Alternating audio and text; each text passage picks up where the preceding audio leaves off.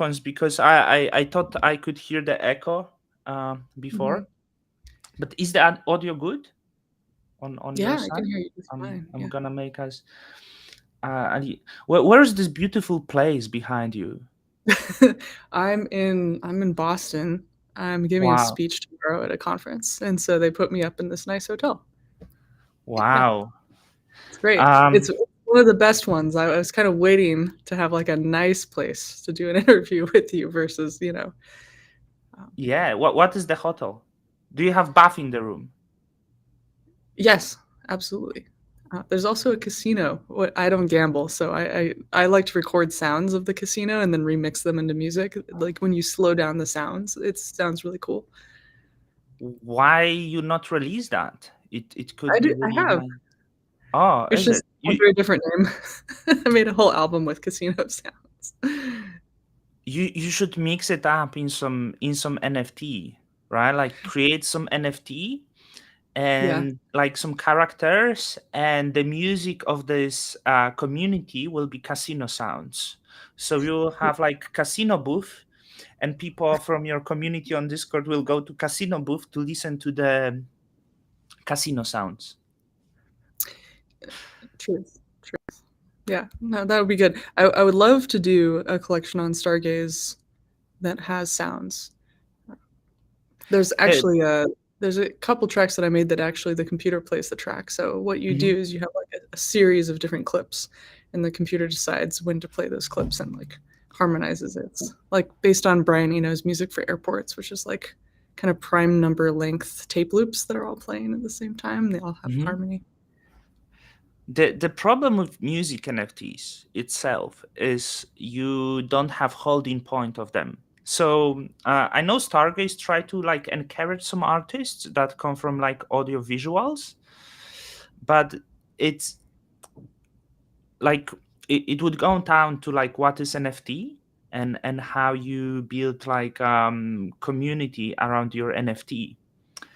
And I feel the way why PFP images for collections work because it's relatable. But like when it comes to audio visuals and music, it's not relatable to you. And this is the problem with it, to create community around music NFTs, right? Yeah, yeah, it's a different thing. It's kind of like if you want to have access to a thing. Like let's say you buy a music NFT because you want to have early access to an album. Like that makes sense, Mhm. right? Or you want to have early access to merch and you can burn the NFT in exchange for merch. Or you do something really fantastic like Bad Kids where it's super original and everybody loves it. So you either have to come up with like an angle that's clever and interesting that moves Mhm. the space of the art forward, that's interesting and on the evolutionary path, something notable in the fossil record, or you be clever about, your member management music loyalty program, which is, very Web 2.0, Mhm. Web 2, whatever. And that's just kind of how it is. Or you just make something that's so gorgeous that, people would put it in a museum. And I guess that's kind of breaking the mold in a different way. But yeah, you have to kind of have a strategy. And one of my friends who's very good at both 3D and sound design. I was like, please make some of these things. And she was like, well, each one it takes me about 3 days to make. And I just don't have that many days in my life, even Yeah. with like a Stargaze grant.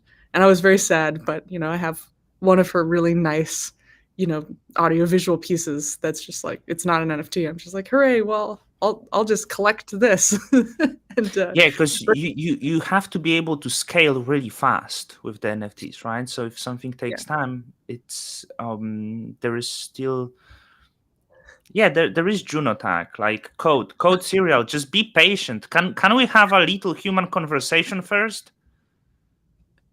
Bye if you don't enjoy. That's all I have. That's all I have to say.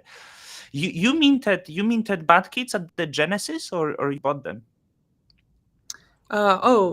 Genesis, I definitely minted tons of Bad Kids. I was super excited when Bad Kids came out. I thought it was fantastic, and I was like immediate. Like the great thing about Bad Kids is the very first thing I minted on. Stargaze was Bad Kids, and the very first one that I got was a robot, and now that's my Wow. PFP. Actually, my PFP is like a special edition. The creator of Bad Kids, there's like a I think it was like a Richard Scarry picture book story that has like this red shirt and there's like a sun. And I was like, can you draw my PFP with like a sun on a red shirt? And so it was like So you a good. approached him early on, like you had it, and you just have you met him? No, definitely not. You're not very far from him now. He's in New York. Is Is that he in New York? Yes, he's New Yorker. I Well, mean, originally I think not from New, but he's New Yorker. New Yorker. Yeah. I think I'll meet up with him at some sort of Bad Kids party, I'm sure.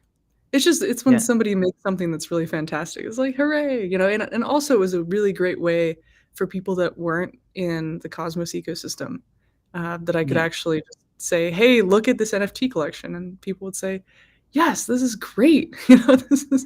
This is a really good one. I want one. And then I had an excuse to show people Kepler and things like DAO DAO, and I'm really excited about DAO DAO being able to store NFTs in the treasury. So, for instance, I have a gift for Dog DAO, which is a DAO that I co-started, which is you submit a picture of a dog, you get a dog token. But I actually secretly bought one of the Bad Kids NFTs that has a dog in it, and so I'm going to Wow. donate that to the treasury. And then we will collectively manage one Bad Kid NFT with a dog in it.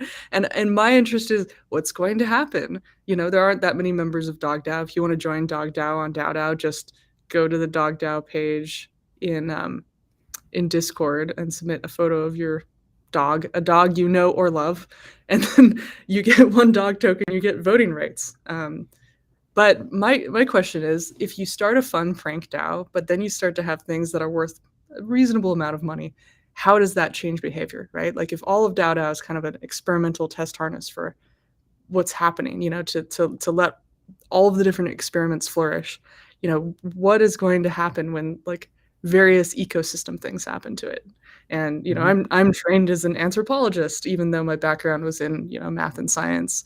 And I got the degree in anthropology because I thought I should be more well-rounded. I was the type of person that like at age 14, if I saw you at school, I would just walk up to you and be like, "Have you heard about differential equations? Let me show you." Like there was never any introduction. It was just like, "Look at this math," And it took a lot of people being like, "Hey, did you know there are other ways to interact with people instead of just showing them math?" And part of me is a bit sad about that because I know that there's like people in the world that you can just walk up and just show them a paper. So now I'm getting back into those groups where you can just print out papers and give them to people, and that's a form of communication. I think this is really beautiful. Like, so I maybe I wasn't this way, but as a child, I had this book about the interesting facts about the world, and I always would go to people and show them, because like, what's the biggest flower in the world, what is the Mhm. who has this, and I was like super excited. It was usually my mom's friends that would come to visit. But I always would say I really like America. And the reason why I like America, because you can just go to person and interact right away, especially in the places like New York. I have not been to California, and I'm this guy. Like, I don't care who you are. I will come to you and I will chat to you. And this is this channel. I want to chat to people. I'm going to them, but many people don't do it. But if you do it in many places in Europe, you can't. Like, what the fuck you are doing, right? But in you go to person, and like, I was in the shop and I thought it's such a beautiful interaction. I got this. I was myself at first. So I was in the shop and there was the order lady, and she was like asking me something. And I was showing her like this, like, which I got from Hong Kong, because when people approach in Hong Kong, you always do this. Like, no, no, no. Don't bother me. I don't want to buy anything. I'm not into part of a religious group. But she was like, I want to talk, like, what is this size? I'm buying socks for my son. And I thought, like, and she had a little chat with me, and that is beautiful. That was so New York. And I don't care what people say about America. This has this beautiful human connection. Like you don't give a shit. You just connect. That's a little like off top, but like this is why maybe so many weirdos and so many curious people end up in America, because they can flourish there. I don't know if that's the right word, right? How many bad kids did you have you minted? Uh, let's see. I probably have at least like 12 of them hanging out, maybe 20 somewhere, Mhm. like a Yeah, decent like amount. I yeah, just got as many as I could. I like them so much. They're great. I at first I wasn't really convinced, because I opened the page and I thought it's a joke, and now I regret I didn't mint like 200. I What? mint a decent amount, 100 total, 60 for myself, 40 for my friend. But That's now, nice. like yesterday, I was in bed. Why I didn't fucking go for like over 200? That's plenty. That's Still plenty. okay, still okay. Are people burning bad kids? Because like there aren't the same amount that there were. Two was burned, I think. So You know what? let's say someone had all the robots. I'm not gonna do it. I want to, but let's say someone had all of the robots and then they burned all of them except one. I wonder what that would do. Do you want a robot? I have one. Another robot. Yeah, of course. I love Yeah, I robots. have it for sale, because I'm not like the. Maybe I should take it down. Mm, I sold my burger. I have baseball. I really like Please. the baseballs. Yeah, don't. I mean, that's the good one. I mean, they're all really great, but my Yeah. favorite one is Zeke from DAO DAO. He has a kid in a dinosaur costume. It's great. It's just totally his character. Guess who It's has there's two? something, huh? Guess who has two of them? The dinosaur costumes. It's great because like 10 years ago, I made a dinosaur costume out of cardboard and I would like run around in it. I was like, Yeah.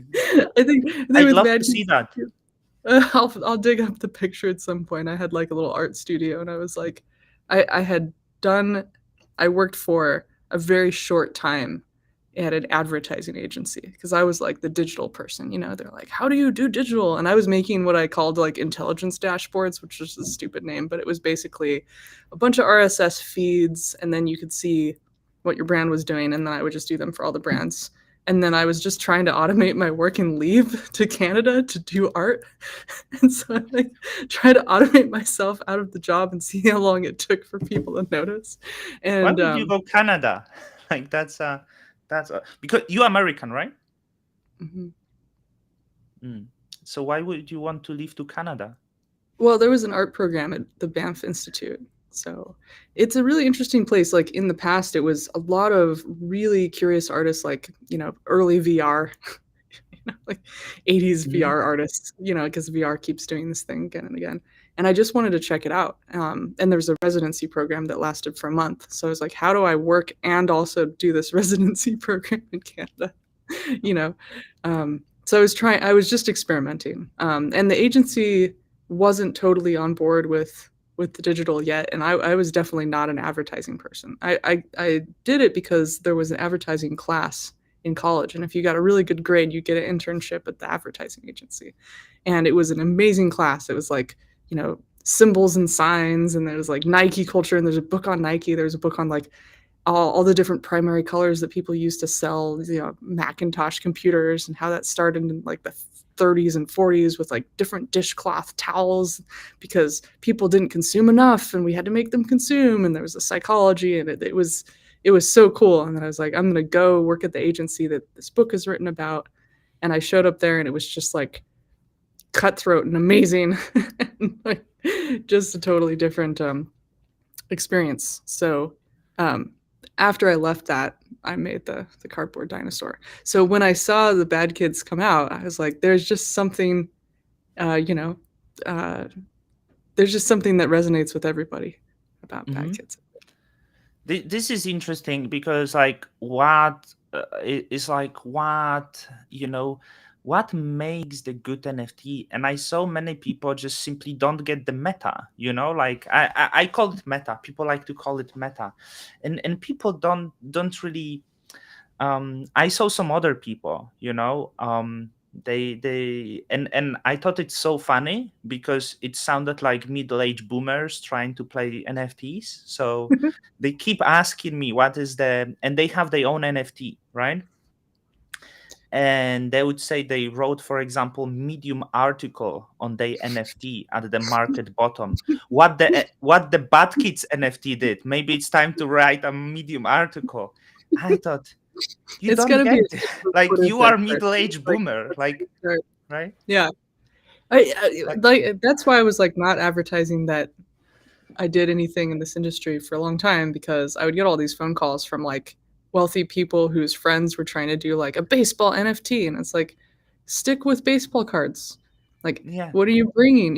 It's got to be something new. Like, very few, like let's say in art school, very few programs, or like in very few places are people taught the process for noticing something funny in the world, going with it long enough, and then producing something that's new, or like a riff, right? So the kind Hmm. of Bored Ape Yacht Club thing was like almost a postmodernist prank. Like, I would say that that was a Hmm. hypersigil. Like, a hypersigil is something that you can create outside of yourself, that has a cybernetic feedback loop that produces the thing that you intended like more fully. Hmm. Like, you could say like there's this anime called Serial Experiments Lane, where it's like kind of this mousy girl, she's like 14, she gets access to like a really powerful set of chips, and she becomes a huge deal online, and that affects her primary self. So this is the Hmm. concept of a hypersigil, right? So the Bored Ape Yacht Club was like almost a symbology of, wouldn't it be funny if this became enough to pay for a yacht? And of course, yes, you can do Hmm. that now. But that kind of like, I would just say occult magic. Hypersigil is kind of like an occult magic word. Um, is it's just really funny. Like, you'd have to understand like a little bit of postmodern theory to come up with that. So it's not like some Hmm. random person off the street, or like some sports fan guy with like $1 million and like poor taste comes up with an NFT collection. Like, you look at Martha Stewart's NFT collection, who I just reviewed her NFT collection today because I was interested in seeing how it performed Oh, nice. compared to Paris Hilton's NFT collection. Paris Hilton is very, very smart. She's created this extended persona that looks really ditzy, masquerading this way while she runs a $1 billion empire.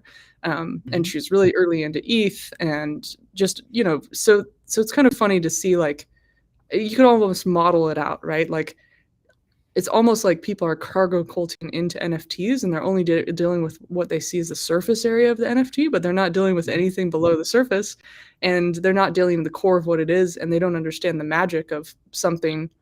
You're not going to have that many that do a really good job.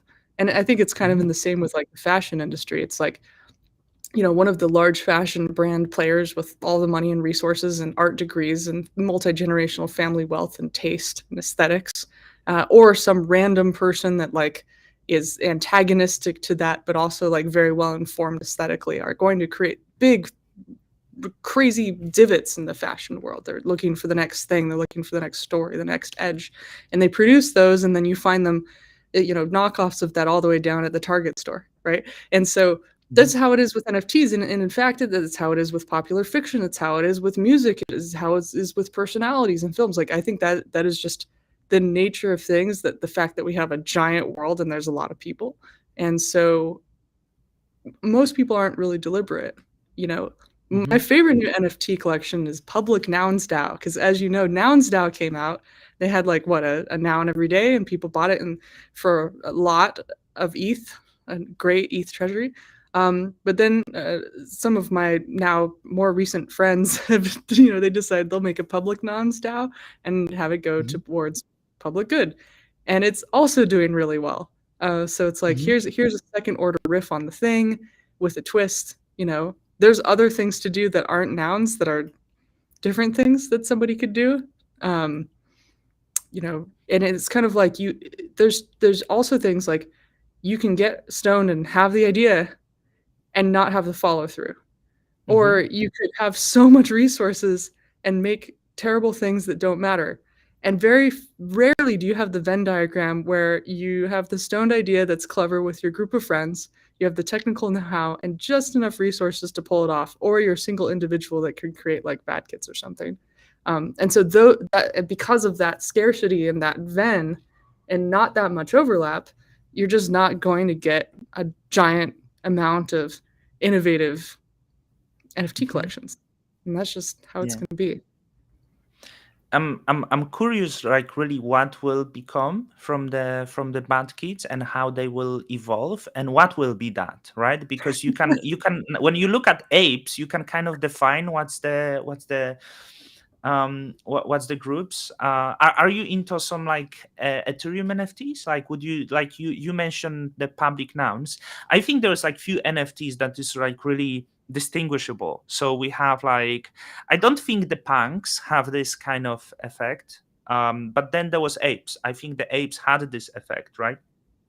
But at some point, I think apes become, it's still okay, because like to me it was maybe there was like the part of the 4chan culture thrown away into, and and it started trending, but then it becomes the NFT for rich people who want to be cool, and want to be part of the group, and they lost it, I think. Then you have public nouns, which is like this really, I don't know, group of rich VCs there sitting With on the the big nouns DAO? treasure.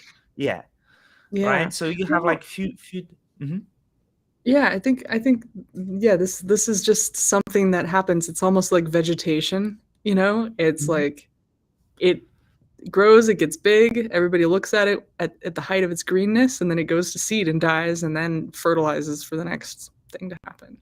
Like Mhm. it's almost like yeah, things that get too big are usually crushed under the weight of their own success. Mhm. And we see that with Meta, the Facebook one, and we see that Mhm. with all sorts of other things. That at some point the innovation and the cleverness and the speed and the agility ossifies, and like it gets thrown Mhm. into its self-repeating structure, this like negative feedback loop that spirals inwards, and you can kind of rank these things, right? You can be like, what about the most influential YouTuber out there right now? Like I've signed up to all his feeds. I want to see it, that tipping point in which we know his trade book, we all know him well enough, and he starts to repeat himself. And when he does, it's no longer innovative. What I see from Bad Kids, which is fun, is here's this person that still has a zillion more ideas, Mhm. so like technically he doesn't need to make anything more, like this is it, right? Or if he did, there would be even funnier stuff. Now it doesn't seem like he probably has a decent sized treasury. Hopefully, it's not. Some people I see, when they suddenly get a lot of money, they panic. They're like a deer in the Mhm. headlights and they freeze up. And or somebody gets all of like even like giving a little grant money to some artists, because I have a bunch of different personas online, and one of them does like art and music. I remember, getting an anonymous grant from an organization and redirecting it to a group, and it wasn't very much money, but they added extraordinary levels of bureaucracy to their process Mhm. all of a sudden just because money was involved. And so there's that, let's say that there's that other great filter that happens, when you talk about the Venn of like the people with the money and no taste, and the people with ideas that don't follow through, and then the people with the ideas and the money and they follow through, but not too much money. Da, da, da, Mhm. da. There's this other one. It's like, oh, you made a successful NFT collection. Oh, are you freezing up? Like now, are or are you going to try and make set two? It's kind of like the second album is always like the hardest. But if you can stay pure and not let the money affect you and still stay in like your interesting shape, like the soul of what created this an interesting collection, I don't see Bad Kids like having like a mutant serum or anything like Bored Apes, right? Because that would be in the Bored Apes. What happens next? If you have one, do you get like Mhm. school supplies? I mean, what do you right? Like, and I'm seeing that from the notion of how I've seen other NFT collections. The reason why I like Bad Kids is here's somebody who thinks differently. And it's Mhm. surprising. Everything they make is a surprise. And so if they are to have a future for Bad Kids, it's also going to be a surprise. And that's great. And that's why I'm there. I can't predict what he's going to come up with. Thank goodness. With everybody, with most other things, you can. And I think the best NFTs are surprise. You know. I would like to see something like that. People are joining the bad kids. Yeah, Yeah, people, because finally. they think there's something upcoming, right? Like, I guess and what if so. suddenly, the price crash, and then everyone starts screaming it was a scam and rag. And I can tell you what I would do. I would join that, and I would play the same. Like, I would start like, and let's start the rhetoric. It's a rag, right? Like, it's a, like, like, it would be fun event. I would like, Right, right. maybe I want to punish myself, like, I have a lot of bad kids. What if the price crash? It affects me. But for the uh, uh, performative event, it would be very beautiful event to happen, right? And suddenly it losing, and people are getting crazy because they like, you can actually create the art of these events that happened along the way, and that would be really cool. Kind of poke at the people, because like you can see the people coming, and hey, is there something upcoming? There must be something upcoming, so I better buy it. But sorry, guy, there is like, it's just life. It's just life. There is nothing new upcoming. There is just new adventure every single day, and you never know what's tomorrow. That's all Yeah, that there is, you know. the expectations that people have are very entertaining, Mhm. because that's not the point of the collection. As Antony 23 says, you know, totally fresh departure from mundane adult seriousness. Like, this is true. But I just thought, hey, this is fun and I like all these things. And Mhm. that was it, And if gosh, putting it as an investment, that's weird, you know? Yeah. like I Yeah. try to live my life where if I find interesting people, I join them, and if there's an interesting project, I support the project in some small way. And that's Mhm. it. Like, and I try to just be honest with it, because every time I've had some extra expectations for something, Mhm. why would I need that? That can lead to disappointment, because and then I see some people in pain where they had an expectation, they bought the thing at the top or whatever, and they had an expectation because it was going up, it continued to go up, but that was it, and I think people have to get burned a few times before they realize that, or they play victim and they say, actually, it's the collection maker's fault. It's like, no, actually, this is hard to do. Make an NFT collection yourself, um, or just have a fun time and play with it. I think of this whole space as a series of games. And I don't say games like they're messing with you and rug pulling you. I say as this is a proliferation of a new ecology, much like um, a coral reef. And Mhm. things are evolving so quickly that if you play, you'll get all sorts of cool muscles like you. You'll get all Mhm. sorts of cool muscles to play in the playground. You'll make up lots of new games. You'll make lots of new friends. And you have to have a good, silly, childlike attitude about it. And if you don't, you're, I mean, it looks, if you don't, all of the people coming into the playground, watching all the kids on the monkey bars coming up with games of Lava Monster, pointed at them saying, "You're not playing it the right way. I have a Medium post with rules on and it's 26 pages." Like, don't. That's not how things evolve in this ecosystem. It's very fast. And also there's a tendency, like playing in this fractal ecosystem, to like, you have a success or you did a thing and you're like, yeah, I definitely see the next one. It's like, no, you can't. Like, don't Yeah. pass any judgment on what you can do or not. Like, just because you did well in a particular season doesn't mean that like the next season has different variables. Like, open your brain to new variables and have fun and like be liquid. It's and so that's what I try to do, and and all of the times I've done that, accidentally hilarious things have happened, like Dinner DAO. Like, that was hilarious, and Didn't it's know been really that. good. Don't know what's the Dinner DAO. Oh, Dinner DAO is a joke. So before DAO DAO, I was working with a protocol called Unlock Protocol, which is an old friend of mine Mhm. from the indie web camp. And indie web camp was like a movement that I helped start. We were all interested in decentralized web, and we didn't like social networks, and we wanted to own our own data, and syndicate it elsewhere, and have your own web domain. And I guess this started in 2013 or so. So long time person, So Julian. already in 2013, there was Yeah, yeah. DAOs. Wow, Well, you so there early. was. You so meta. Case, you so meta. This is like the people don't realize like that this like that I'm lucky to almost touch you now, you know? People don't realize importance of this and the privilege I'm having and they don't have. Well, Go on. typically people are just not super interested in this stuff. So, you just go through, like, I was just really angry. I wanted to run my own stuff and I wanted to own it.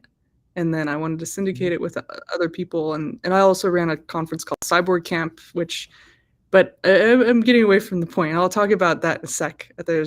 So I was working on Unlock Protocol. We were trying to come up with um, a way to get people to make their own little smart contract and have a membership-based NFT. So Julian Mhm. did membership-based NFTs starting in 2018, and people didn't care about NFTs, but you could buy an NFT and you have membership to a certain thing, like let's say a certain area of WordPress or a ticket to a conference or a QR code or whatever, Mhm. or a piece of music. Um, and so I had kind of recruited this person, Austin Robbie, who ran this record label that's like kind of a DAO based record label, a collective. And he and I were talking, and somehow the idea of having dinner as a DAO, like what's the minimum viable DAO? It's like, oh, 8 people having dinner, let's make a dinner DAO. And he launched a page in, I don't know, 30 minutes. He made a web page with Comic Sans that was like, Dinner DAO, just have dinner. And then there was a link to an Unlock Protocol NFT, and you could click on it and you would buy it. I think it was zero point 0.3 ETH. And then there was only 8. And then that got added to the treasury. And you, as the lock owner, could go into your Unlock dashboard, grab the treasury out, put it into your wallet, and then you would have 3 dinners. Hooray! So I made mine in Portland, and we were having very cheap dinners. So I think that our season lasted like 6 seasons, and I also had everyone buy their locks in Matic, and Matic like Mhm. 10x'd. So I had all this great Matic lying around. I was like, Polygon, yeah, and let's do it. But getting people into the Polygon bridge was like disaster. Mm. Anyway, I literally would like Zoom with people and like teach them how to add Polygon to their wallet. So this was like 2021. So it was a little bit different. And then there's like season 2, and season 2 they decided to decentralize the locks and not use Unlock Protocol. And now as Mhm. a Dinner DAO table member, I don't have access to like the treasury. I have to get it through like the centralized mega treasury, which is just like 5 of us that are in the DAO. And then the ETH price crashed, and I was just like, wait, we can't change all the variables. Like, and also now it's 6 months long, and like the whole point is 3 months in crypto is like in a universe, But this thing took off, Mhm. and then I talked to a lot of press, which was so fun, and like Wow. innovation and dining conferences, which is really fun Mhm. because like you have a chef that's giving a talk and it's super approachable and human, and then you have a crypto person coming through slinging their cryptoware in a language that is incomprehensible to all the people making food, even though Mhm. anybody could understand this stuff if someone took the time to actually like digest it and empathetically use analogies, right? Like this is pretty straightforward. Anybody can understand anything, even the most complicated concept, if Mhm. you introduce it correctly. And then I would show up and I would just have this Comic Sans presentation and talk about people eating dinner, and then introduce the concept of a wallet and a shared treasury. And that was super fun.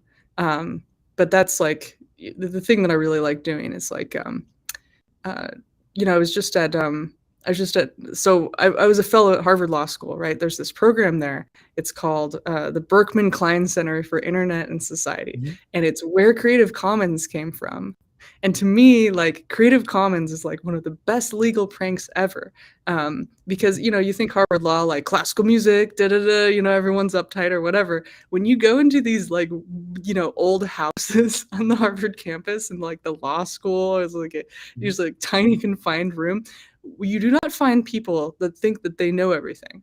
You find complete pranksters. Like when you're at the edge of your industry, people are like they're childlike. They're all bad kids, basically. Mhm. NFTs. They are playing with a fabric of space and time and reality and what's possible. And the only way to make, I think Creative Commons came out of a thing about, oh no, Disney is trying to keep their IP from expiring, even though it's outside of Mhm. the timeline. And let's make this thing called Creative Commons, where like anybody can have licensing for content, and it could be human readable and legal readable at the same time. So when I heard about Creative Commons, for me, my heroes are like different shapes, right? Like Lawrence Lessig, the lawyer Lawrence Lessig, he helped defend Girl Talk, the musician. And so I was like, wow, Lawrence Lessig, I gotta meet this guy. It's like Yochai Benkler, Bruce Sterling, like the guy who made Mhm. the USB drive. These are my childhood heroes, like Richard Feynman, Paul Erdős, And so when I got the fellowship there, um, I spent 2 years there, 2016 and 2017. And I didn't feel like I made any pranks, which meant that I didn't move forward the industry. I didn't Mhm. move forward the legal crypto governance industry at all. And I felt like I hadn't done anything. And I was so sad.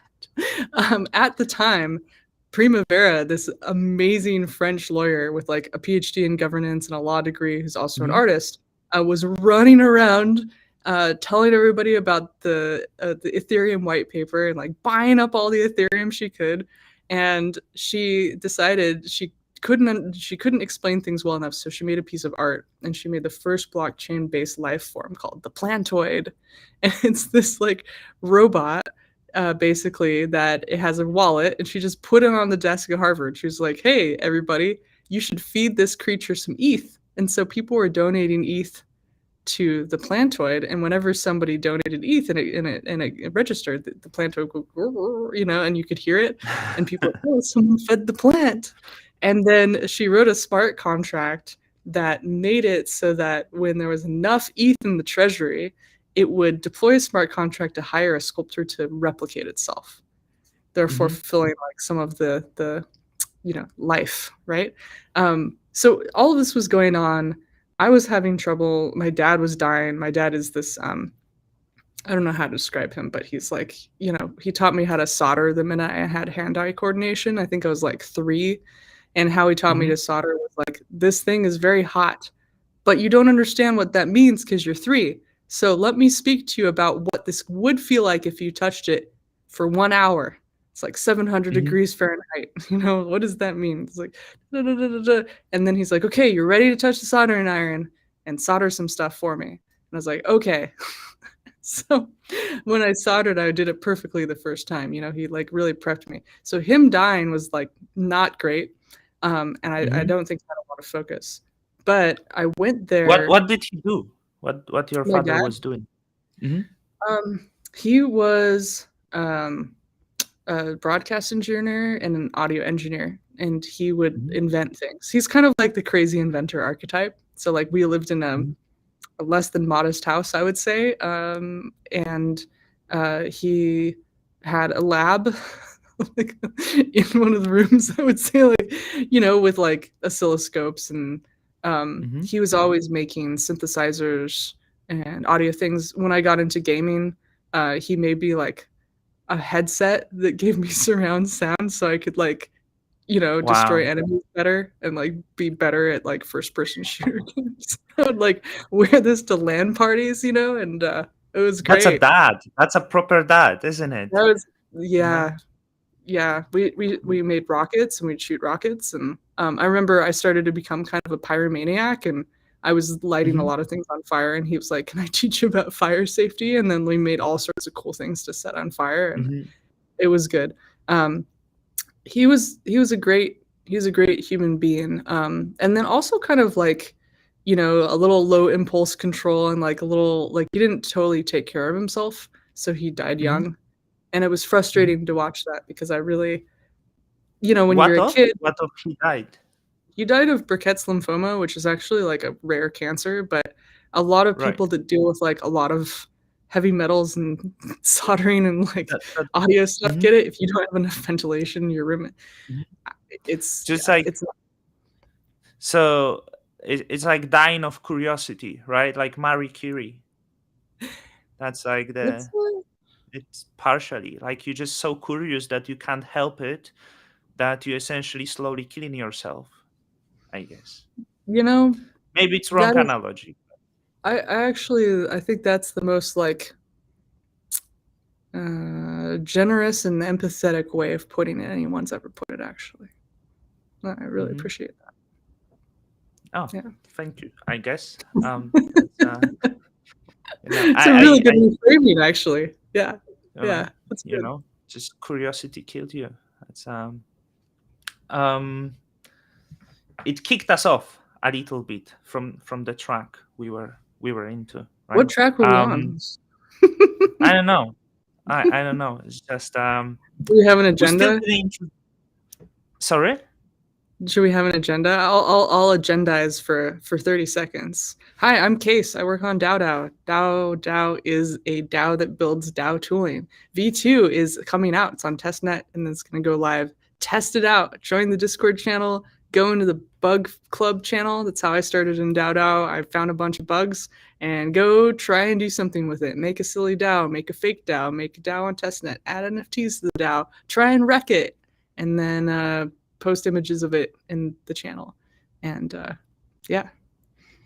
Everyone knows Case now. I want to add, like, I heard only great things about the Case. We know one person in common, which is Barton, and I simply don't understand what he's usually talking about. But I'm listening and learning. This is something California person would say. I'm listening and learning, right? Like It's this. true. Thank you for this. Thank you for this. But I still have troubles. But I kind of developed a liking of Barton, despite less chat recently, because he's another person who could die of curiosity. I think that if he would have opportunity. Um,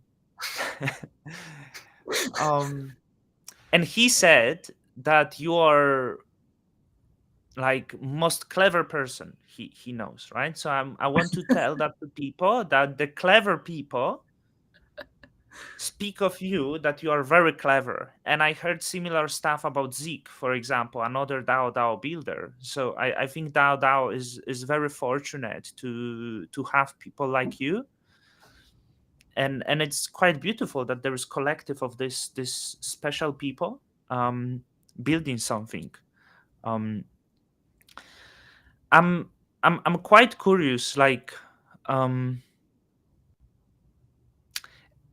how the NFTs could really like go with with that. But like, do you like any other NFTs? Yeah. Yeah, like Well, other NFTs. tell me Well, all the NFTs that you like. okay. I like the Crypto Coven. They were really cool. There are a bunch of witches. It's an ETH Is it on thing. Ethereum or Yeah. So I how minted they are some of those called? early. It's called Crypto Coven. They're beautiful. They're really beautiful. And I haven't really followed the thread after that. But I think there's like accoutrements associated with the Crypto Coven now. Crypto Coven. Oh, there's many of them, nearly Yeah, 10,000. it's the season of the witch. It was nice. It's really good art, actually, way better than women's of whatever, like Yeah, the well, it's like like the it's so weak. arbitrary. Every era, people try to do the thing. They're like, "Well, I'm gonna make a thing for a woman," and they're That's gonna like it, you know. It's like, well, this is the thing we talked before. The women's, the crypto women's, or whatever is the NFT, is like the people up there trying to make something, but it doesn't work because it doesn't have the cultural impact of this. It's just women. It's like yeah, it's the Gary but V. It's the NFT for Gary V. yeah, And it's respect not for Gary being V, but it's not deliberate. cool. Yeah. Yeah, but most people like what it takes to be deliberate. It's just really hard to be deliberate because you have to stop and you have to question not the thing that you've just seen in the ecosystem, but you have to query the ecosystem itself. You have to say like, what's the culture? How did this get produced? And also you have to be kind of a wave of emergent behavior. You can't, or like a chaos. thing. Like you Mhm. can't be doing this in a vacuum, you know? You have to be around people. Um, you have to have aligned ontologies, right? So, and it has to be playful. And then some of them are accidental, and then eventually, some people with money can make these things. Mhm. But for me, NFTs are actually just like a concert ticket or like a receipt. It's just that they have aesthetics associated with them, and so we got really distracted. And we also defaulted to a previous behavior, which was forums, right? Forums, you had your own special PFPs. And NFTs are forums. Is the new yeah, social network well, we forums are like on this? an extended Mhm. series of forums at this point. We're on the global Yeah. forum. It's just that forums This were is never built to be this big. So we're mhm. having all sorts of like tragedies of scale, Mhm. This is like the new social network, right? Because like Facebook, like let's give example of Facebook, like they're really like it's not a forum. It's like everyone there, and you have some groups, and it's just doesn't you don't have this feel of the belonging of community. But you also have like bad kids forum, and I think you should maybe join the Discord, because I'm talking to myself on the Discord, on the bad kids Discord, for Oh, most of the day. yeah, I'll join it. We have the Discord, and I'm just trying to just um Look, I I think it think would be cool if, mhm. go ahead. Would be cool if people would share more personal stuff there. Like I like to sometimes share like, oh, I'm going to eat the Korean chicken today or something. And by the way, I want to say I hate Korean food. It's the worst thing you can do to yourself ever. Like it's people like to say the Korean food is good. I want to argue the opinion man wants to share this is the worst food in the entire world. Like don't What do it to yourself. Okay, what kind of Korean food are you eating, and what's your favorite food? Wow.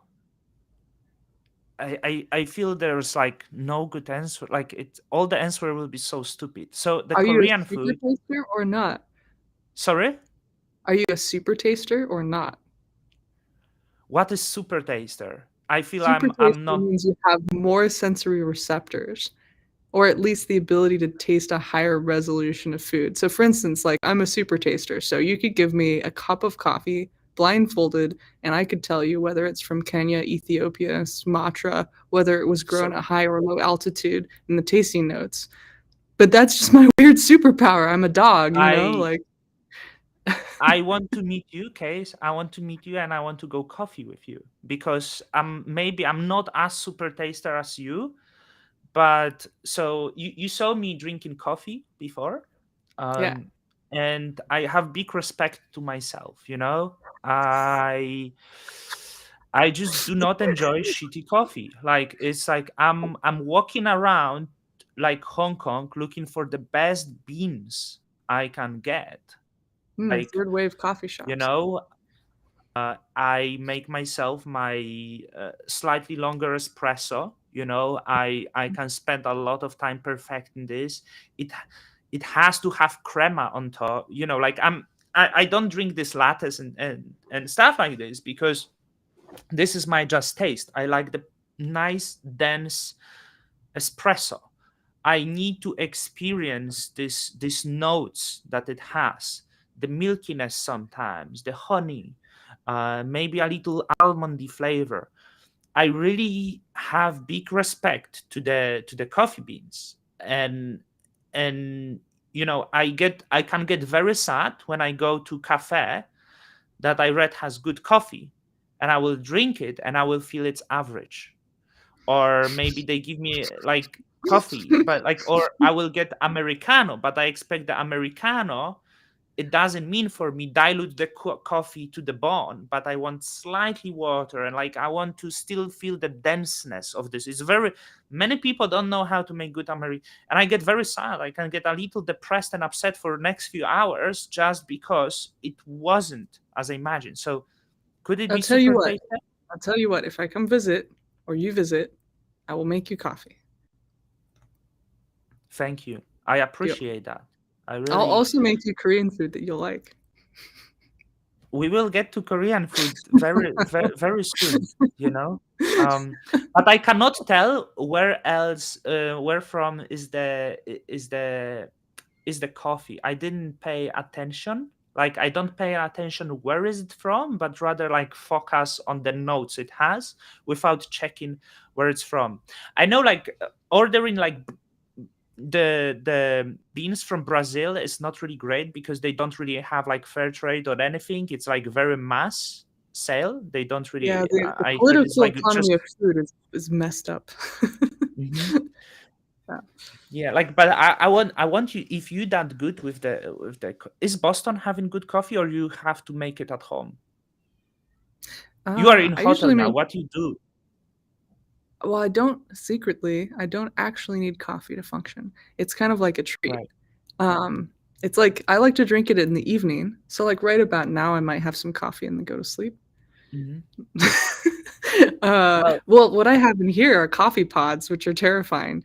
But don't don't. here's the thing: the best cup I've had two g- good cups of coffee in my life. Like the bet. Like I don't like platonic ideals because I don't believe in like perfectionism. And Hmm. but if you were to have a platonic ideal of what coffee could be down from the heavens, there are Hmm. two ways in which it can be done. The first way I had in a coffee shop in Portland, Oregon called Barista, and it's like an 1850s German chemistry extraction method. So it's like a two-orb glass structure with like a heater Hmm. element underneath, and what you do is you heat the water in the base, and then there's a filter between the two glass orbs, and then Hmm. you take like a different temperature, Hmm. like a piece of cloth, and then that like rapidly forces the liquid up through Hmm. just the water through the filter, and then like percolates anyway, and then you use a different temperature and it like brings it back down. um, it takes like 15 minutes to make, and then it's perfect. And you Hmm. get a coffee high for exactly 4 hours with like no come down. It's just like ooh. Nice, So it was a $10 cup of coffee. And I remember I had some client report that I needed to and make. it's worth it. Well, yeah, it was hard. I was living under the poverty line at the time, and I needed to make this report. So I went to the shop and I said, I have 4 hours to make the entire report. It's like a 6-month project. It was like half of my life. I think I lived on 6,000 USD that whole year. And so this was like a big project. And so I went and bought the $10 coffee, which would have been like 3 days of meals. And then I drank it and I wrote the whole report while at the little counter. But it's worth because this experience is in you till now. Like it was $10 and people don't get it. My cat is meowing. Can I open the door? I'm sorry. I don't know if You she's hungry or I just want to have check to on take her. care of you Sorry. have to take care of things. What you want to come in? Okay. Actually, give But me don't make mess, you little meow meow. Don't make mess. This is case. This is case. Look, this is hey, case. yeah, Mix, how's it going? What you want? What you want from me? Huh? Okay, I want to show you some stuff. First, there's a book called Anarchist Cybernetics. I've been really getting into cybernetics recently, again, without like the silly name. It's like very exciting. Are you The problem, anarchist? well, the problem is this book. I don't. It's like the problem is with the term anarchist is it just gives people the wrong idea, right? Because there's so much media around what it is. Media is anarchism is a Molotov cocktail, right? It's it's not like here's a collective of people who've made a social network like diaspora that Mhm. isn't Facebook. That's also like a little bit anarchist cybernetic, or the idea of Occupy Wall Street, that sort of thing. That's pretty anarchist. So there's a new word, and I propose that this word doesn't necessarily replace that word, but it provides a variety, right? And I think like, where did I put my phone? I wanted to read this quote that my friend had about this. It's like, it's almost as if you need to keep inventing words, new words, so that the biases of the old words don't just like crumble and eat whatever progress you want to do in a space alive, right? And so the new word is exstitutional versus institutional. And so exstitutions are outside of an institution, but they don't have all the package of the word anarchism. And so if you were to relabel this book Exstitutional Cybernetics, it would be even less approachable than it already is. But if you were in the know, you could have a really great time reading it. It's an extraordinarily good book. And it's a book that I had to like hide that I was reading on the plane. Like Why you had to hide it? Because of judgment, the social judgment that I'm in the United States. I'm on a plane in the United States. The fact that I'm extraordinarily white and have this hilariously long blonde hair, it does provide me a little bit of coverage, but not all of it. I see. People, the nation runs on fear, right? And it's really a testament to the idea that words have aesthetics, and aesthetics are the realm of causality. And if you have a different kind of word, if you embed it with a different kind of meaning, it's very hard. Like, right, the word cyborg, Terminator, RoboCop, there's billions of dollars of aesthetic investment that went into it. And yeah, you're right, Charles Patterson, people don't read in the United States. But it's interesting because like if you do read some of this stuff, it just puts into context like a lot of things. You have a much deeper understanding of what's possible. So Michael Zargham is this really cool researcher that I met at Decentralized Web Camp, which was a bunch of early decentralized web people, kind of like IPFS people. I got to say hi to Wambane and stuff and catch up. And it was in the woods during the time of Burning Man. So it was like opposite. I met this guy named Michael Zargham, and he has these great papers. Like this one is called Economic Games as Estimators. Can you see that? There we go. I see the title, yeah. It's really good. It has a lot of math. But if you read through it, there's something really special about it, which is really, some of the gist of it is that DAOs should be experimental. DAOs should be economic games. Because then we can go through like the permutation space of what's possible and just see this like flourishing of things and have a good time. And then another paper, Zargham is applying, he's applying like control theory from like electrical engineering, like signal processing and like robotics to crypto economics. So he's like taking economics, like robotics and like cybernetic control things and lots of math and then applying it to crypto. And so it's just this amazing thing because when he does it, he's super clear. So let's say you want to do a token launch and you want to have a much more intended effect than like just a complete disaster. Or you want to avoid the tragedy of the commons where like a bunch of wealthy investors just come in and buy up all the token and then all the people get rugged. And similarly, you want people at the very end not to have like a crappy token price and then have it dump on them in the same way. Like so you could have this thing called the augmented bonding curve, which just like is a set of it's great. Oh, because Barton said it. Yeah. Barton is the one who introduced Barton me to you to Barton. Barton showed it to me, and then we both met Zargham later, and it was great. Zargham was behind like a lot of stuff that Barton was looking at, and then Barton lives in Albany, and so ended up I'm gonna actually on this trip gonna go hang out with Zargham again. Are you able to tell in 30 seconds what's augmented bonding curve? Sure. Augmented bonding. Okay. So with a robotic arm, when you train a robotic arm, you have to have a total addressable action space, because if you don't, the robotic arm's going to look at itself in the face and like cause hundreds of millions of dollars worth of damage and like mess up your supply chain. And so the set of equations that govern that behavior and also allow the robotic arm to control itself without you constantly like clicking on it and telling it what to do is its own kind of governance loop. So what the bonding curve does is what a total addressable action space for a robotic arm does, but for your token launch. So you could say, I don't want to have this kind of behavior, which is the VCs get all the goods and all the cheap people don't get any of them.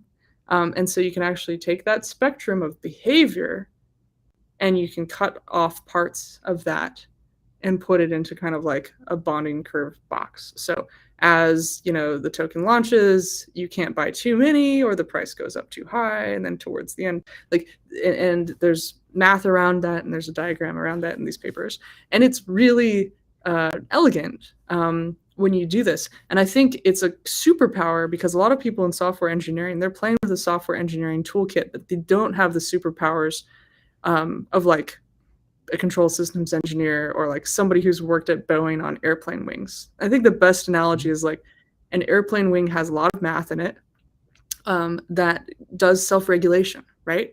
Airplane wing, you can watch it like self-correct and adjust based on external conditions, right?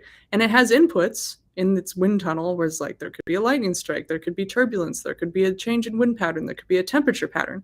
And what it does is it self-regulates and goes back to kind of a homeostasis, right? It reverts to the luminous mean. And it can withstand like a pretty intense, to like, and then it will come back. Yeah. So that self-balancing equation is kind of what you want to do with super complex systems. And what Zargam and others have been working on is that crypto is a complex system and we can't apply standard software engineering to it. We actually need to go from, a cybernetics, which is more like ecology, social dynamics, politics, economics, and as well as the computer science part, that some of these new problems that are coming up are so complex and nonlinear that we need to apply older solutions or solutions from different industries that can handle that complexity. And now I will throw something stupid. By the way, like, because you mentioned I don't want to lose it. Let me plug my laptop. About language. Why it's gone? Shouldn't be. I probably moved something. I think you knocked the cord. That definitely looks like a cord knock. Pin fell out. My laptop is not charging. It's a tragedy. Why is it not? As Barton would say, Plurigrid solves this. Chat about it. But no, why? Quite for, like okay. I'm here, right? But can you hear me though? Yeah, just fine. I plugged my laptop and it's not charging. But what I was saying, there was artist called Stanisław Szukalski, and he would like ask the child invent his own age, his own language, and he wrote it his own alphabet, and he was like not very appreciated by the teachers because that was unacceptable. But that's very important for people to try and continue doing, right? That's it's really important. It might seem like you're losing touch with reality a little bit if it goes too bad. Like, you do see people that want to invite you into their own ecology, right? Ecology of mind. Or they want to align ontologies with you. And when I meet those people, I'm thrilled because there aren't that many of them. But, and then you think, what would it have been like to be Tolkien? Like Tolkien was a professor and wrote out this crazy fantasy and invented classes of creatures that we use in Dungeons and Dragons and stuff. Like, I think a lot of it he probably kept privately in his mind. And how did he get there? He was just like super excited. Okay, I will. Hello. But back to augmented bonding curve. Like, yeah. Yes. You said this is required to withstand the conditions, and it needs a lot of maths. So I want to say to you, does it mean that Bitcoin will not be able to withstand it's probably stupid questions, but it makes Bitcoin bad in that sense that it's not adaptable? I don't know if anything makes anything a thing, right? Like, it's more like Bitcoin might be good for something and ETH might be good for something and Cosmos might be good for something. But there's a lot of somethings out there. So we'll see. Like I tend to not pass judgment on things because I try to wait to see what's going to happen. Like there might be a surprise. Mm-hmm. People aren't doing token launches on Bitcoin because Bitcoin is its own thing, right? So Mm-hmm. maybe this wouldn't apply to Mm-hmm. Bitcoin. Understand. But if a government was launching their own currency, it might apply, right? So, yeah. I ignored one question before. Korean coffee, Japanese coffee, what's the difference? I don't know. Koreans drink coffee as the dessert in the evening, and it's always iced coffee. So it's quite boring, I would say. Japanese are quite good at making coffee. I The didn't. so Japan didn't have coffee until recently. The guy Sorry. who invented Japan didn't have coffee until fairly recently. Wow. But they have all of these experiments. They like really experiment with coffee. And it's like the thing you described before, it sounded like what Japanese people would do. But about the food, I didn't say that the Korean food is leaking. It's leaking in the sauce, in this red dense sauce, tons of cheese, different sauces. It's like you punishing yourself. You like it's not good. Tell me whatever. It's not good food. It's literally it's like 2 liters of sauce very for like 1 kilogram of chicken. Like this is the most disgusting food ever. It's just horrible.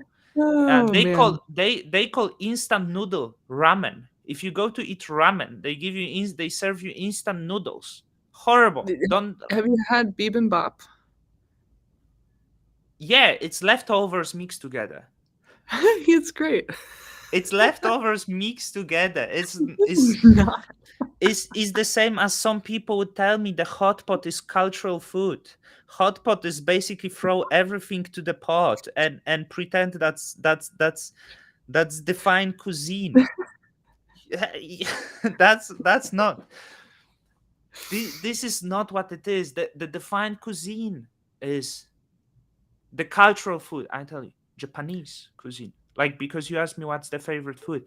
I Wait, don't know if Japanese food is my favorite, what's but your favorite? Japanese food is culture. I would say the Italians got the food right. But you have to get really good Italian food, You have to like eat really. real things, not American version. Yeah. But America like has good, like New York, like I think pizza is quite special there. This is like very very cultural. Like this is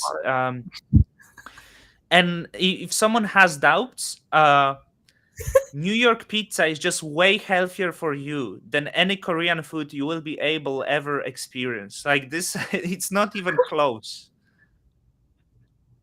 Sushi, of course, sushi, but the good one, like the from Japan. Like, have you like this experience you get when you get sushi, for example? But this is like high quality salmon. I'm sorry, do you eat meat, or I'm like saying the things that are horrible for you No, now? this is good. I work in Japan, so I've had what's possible. Here's two stories about Japan. First off, both my parents had friends from Japan, so I was hanging out with a lot of Japanese people and not a lot of Americans as kids. So one of the things was that coffee wasn't a thing when I was growing up in Japan. Hmm. They kept putting coffee on the shelves and no one would buy it. So they hired the guy that invented the PT Cruiser, who is this like culture person. He figures out culture codes for things. For instance, he figured out that the culture code for cheese in France is life. Literally, it's just like there's mold everywhere. It's like in a cow pasture, it's like Hmm. full of like life, right? Microbes. And then the culture code for cheese in the United States is death. You buy uniformly shape and size cheese with no differentiating aspects on it and in a hermetically sealed morgue plastic bag in which nothing could touch it, right? And that's Hmm. how you sell cheese in the United States. So these cultural differences. So he said, no one is buying coffee in Japan, so I'm going to introduce coffee through children's candy. So he made a lot of Japanese candy that was coffee flavored. And so I started eating this as a kid because it was on the shelves in Japan. And what we would do. So my parents were in broadcast engineering and they put TV on the air. And then my dad's friend from NHK World, who came over to the States to learn broadcast engineering, we would send every like winter a big box of VHS tapes from all of our Hmm. different channels. And then we would send a bunch of like American candy and like weird shit, anything we could find at the store and throw it in a box. And then we, in exchange, we would get a box of VHS tapes of all Hmm. the channels of Japanese television and all sorts of weird stuff. Like, so I knew about like Power Rangers before they came out and Sailor Moon. Like, I had about a 5 year leap on American Japanese culture. It was very exciting.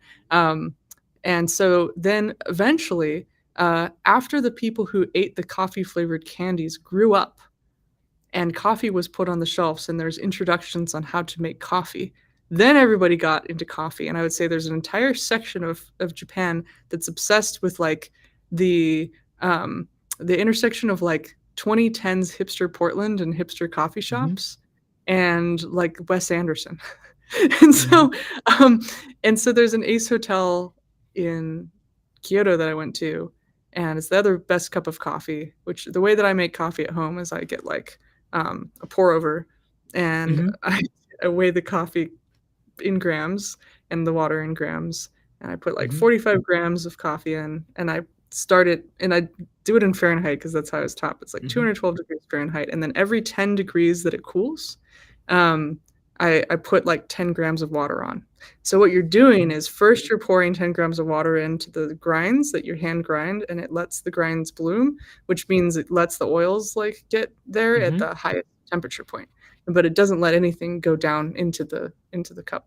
And then you each 10 grams, 10-degree temperature, Hmm. all the way until you can reach about 85 degrees or like 80 if you're really patient. You do 75, Hmm. and then at the end you swish all of it together. And what you've done is at many different temperature points you've got an extraction out, Hmm. and then you swish it together, and it makes for the imperfect, uh, the perfect temperature coffee. And then when you taste it, it's like the full bodied taste. And so You even if need to there's that, make. yeah, Yeah. I make it every morning, but like, and I can make it in my sleep. But the thing is, like, when I went to Japan, I was like, "Yay, make me a cup of coffee," and then they made it like I did at home. They were really, really precise. Hmm. The other thing about Japan is that salmon was not considered something you would eat. It was actually Norway that had an excess of salmon and got Japan to Right. introduce it into their sushi. It's totally new, and so Wow. it's pretty funny. So there are all these like little cultural things that like show up and appear that I've been tracking since I was like 6 or whatever. Yeah. Um, and now I work for a startup in Japan, so I get to go there. I got Oh. to go there when no one was allowed in. It was great. Oh, you are you going soon as well or not? I went this May Oh, when and you going back or not? I usually go once a year, but I think they'll come to the States this time. So we'll go Right. to CES, the Consumer Electronics Show. Mm-hmm. Mm-hmm. Yeah. They're really Um, fun. They're a bunch I'm of I'm rebels. I'm making just espresso coffee. Is it bad? Because I really enjoy espresso because I feel this is like the Are you drinking it for taste or are you drinking it for energy?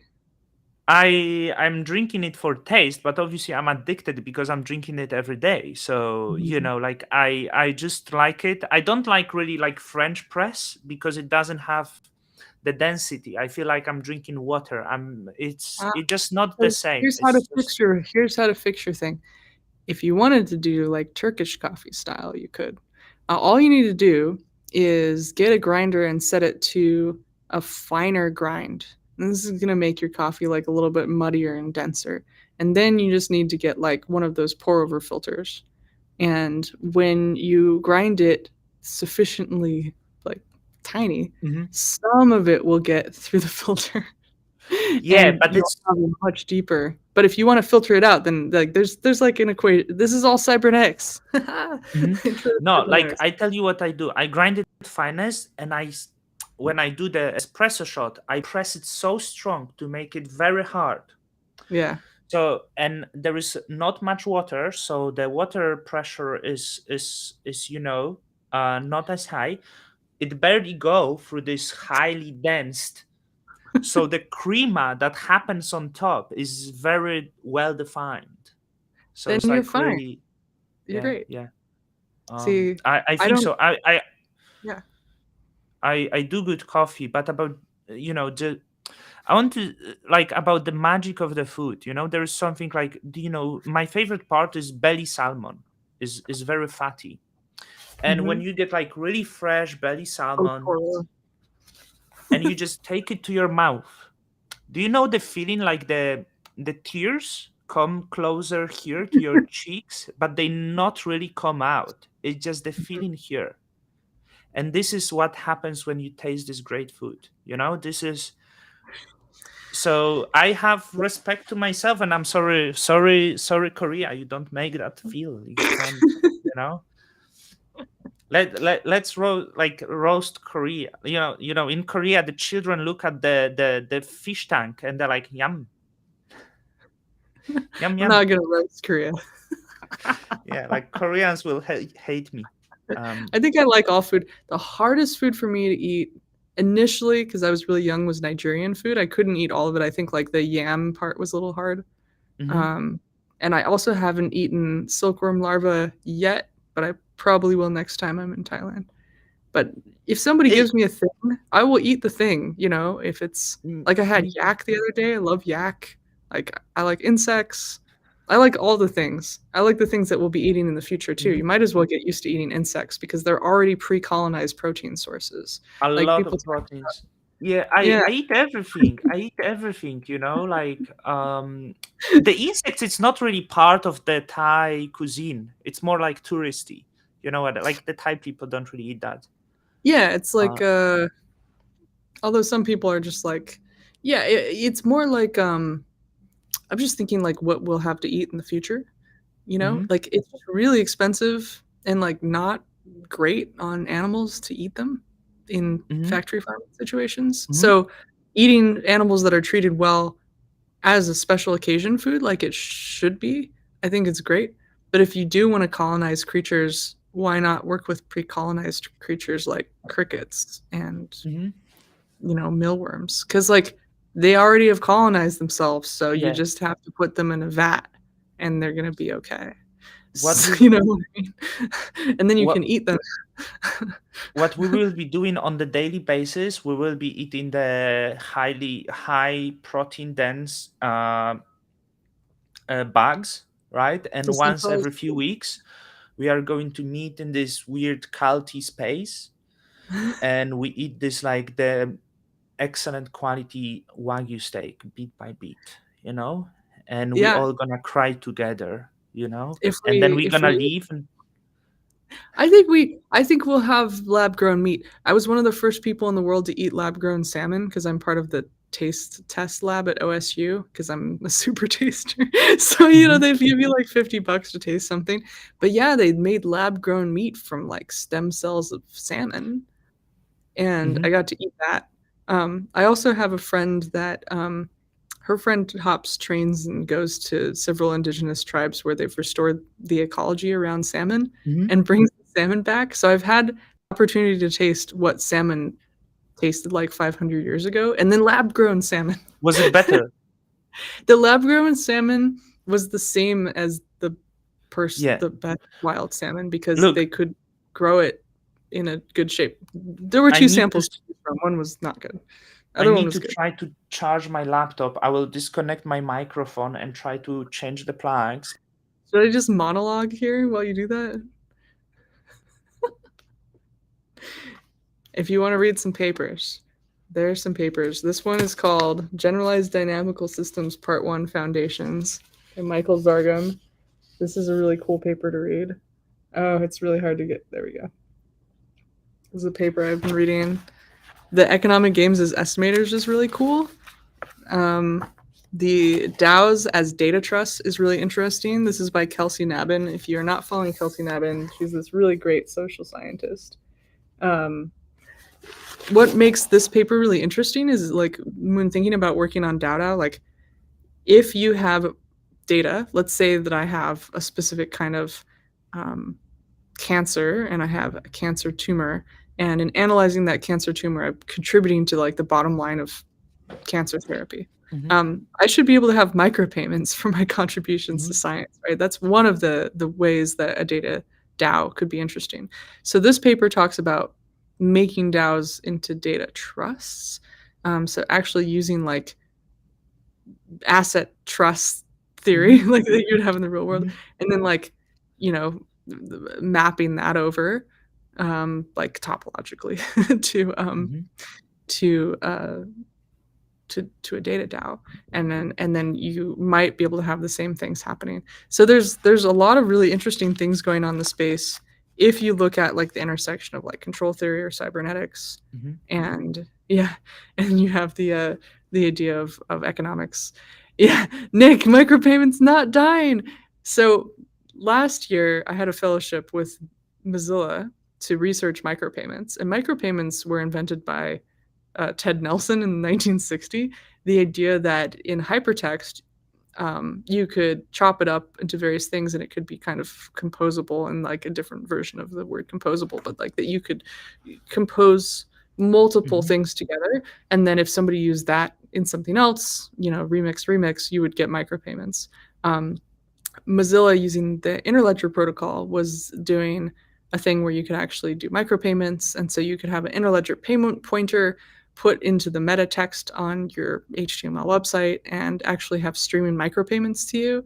I think I made like $50 or something off my websites collectively. It was really good if you did games, because people would stay on your site for a long time. The whole point was that it would be an alternate to advertising. And this one guy wrote like a mathematical proof that like micropayments couldn't work economically, and he was like really anti it.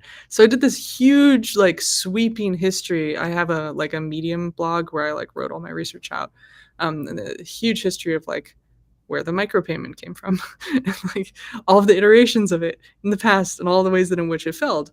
And my argument now is that like if we do have blockchain and we have tiny smart contracts and we have like, I would say like a legal markup language. Mengwang Wang at Stanford Law School is working on that right now.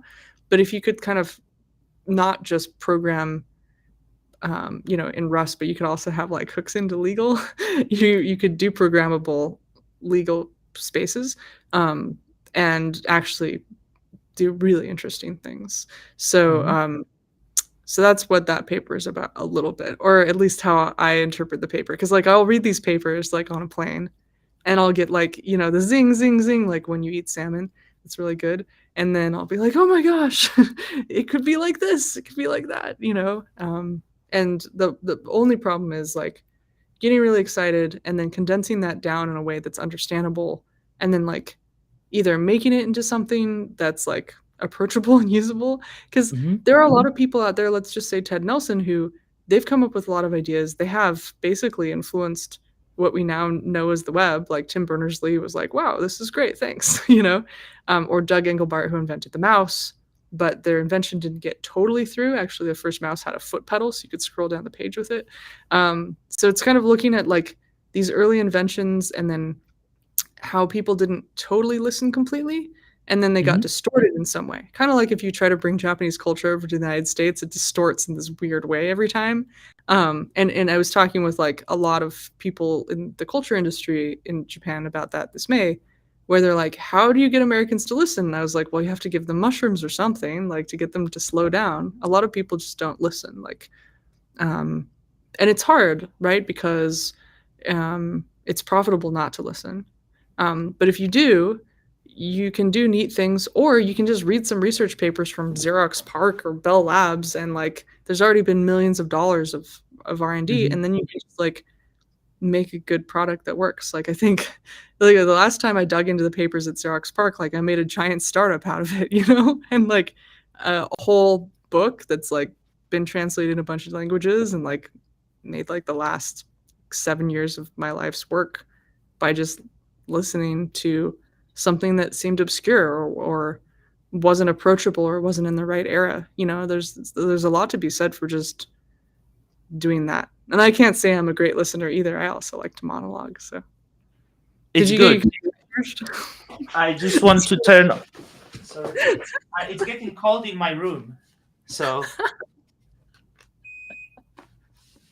I turned up the heat. It's like 23. I'm in Hong Kong, you know, so it's tropical. So like I need aircon at home to not get. I was surprised, you know, because wait, I see someone trying to hit me, some scammer on the FaceTime. Um, I was surprised that Hong Kong used so little energy for such a air-con nation, which I think, you know, the more condensed societies, the more efficient energy systems it would look, based on what I see. Because the Iceland has insane energy consumption per capita. Hong Kong, despite it looks like it consumes energy like just all the time, it has much lower. But just off topic, like we probably No, no, will. there's an article that Um, came out of that where it's just like, if you have a yeah. society like New York City, the public goods that you can provide are huge, like a working subway system, but Yeah. it would be much harder to sustain that in like rural Wyoming, So the Mhm. there's a positivity of density at a certain amount. Um, yeah. uh your audio got like not synchronized with your voice, but that's interesting, because many people would think like, hey, living off grid is better, essentially for efficiency and You have $20 energy million. saving. Yeah, for energy Which is saving expensive. we should live in very condensed society, like condensed, like you make the really like cubicles cities, like dystopian cities must. That won't be efficient because people will be miserable and there'll be a lot of crime. It's really like people need to have systems with this is another term from that anarchist cybernetics book, pink Mhm. noise, What's the which pink means that noise? like pink noise. So pink noise is like you can have people's voices that are heard, but it's also like not a crazy top down or a totally bottom up structure. It's like a really good mix. Like you want to keep Mhm. noise in the system. To me, noise is like paint your house a different color, like add Mhm. an addition onto something, but within reasonable um, limitations, right? Like it's going to like Costa Rica and seeing that like the landscape is flat and everybody has their like little compounds because they don't believe in Mhm. owning the air, like they don't like condos. Um, but that also like there's it's not an ownership like the postage stamp size yard in Texas that people defend with a gun. It is like Mhm. a place for being with people. Like it's more like how do you allow um, good light and not a box, but like a different shape that like Mhm. light tells a story as it comes through the room and like the architecture allows like works alongside you. And if you Mhm. can do that at scale, um, you have a place like New York, which you can have these Mhm. beautiful places that people live that have access. And there's been regulations in New York about like skyscrapers that go like this, at the top, so that there's like Mhm. light that can come in. And then in places like, it's good urban planning. There's a lot of Jane Jacobs in there too. So I don't know. Like you said, the crime would go up, but if well, you misery, right? Like misery and crime, like crime look, Hong against Kong, yourself, crime against others, the but crime against boredom. Like think about all these kids growing up in like Littleton, Colorado or whatever. It's just like it can. anybody who's like smart gets it's not good. Like if you don't allow for human expression or space, um, the smart people destroy themselves, and the not so smart people don't know what's wrong, but they have no vocabulary for understanding Mhm. and they can't fix it. And I think really it's that like science fiction novel, like I have no Mhm. mouth, but I must scream. Like it just societies just don't work like that.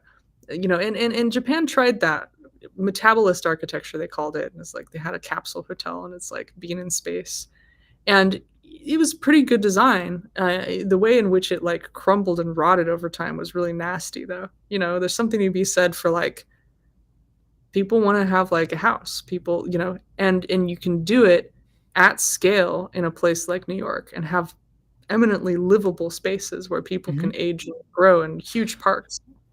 and I think it's okay. But we can't have this like one size fits all architecture.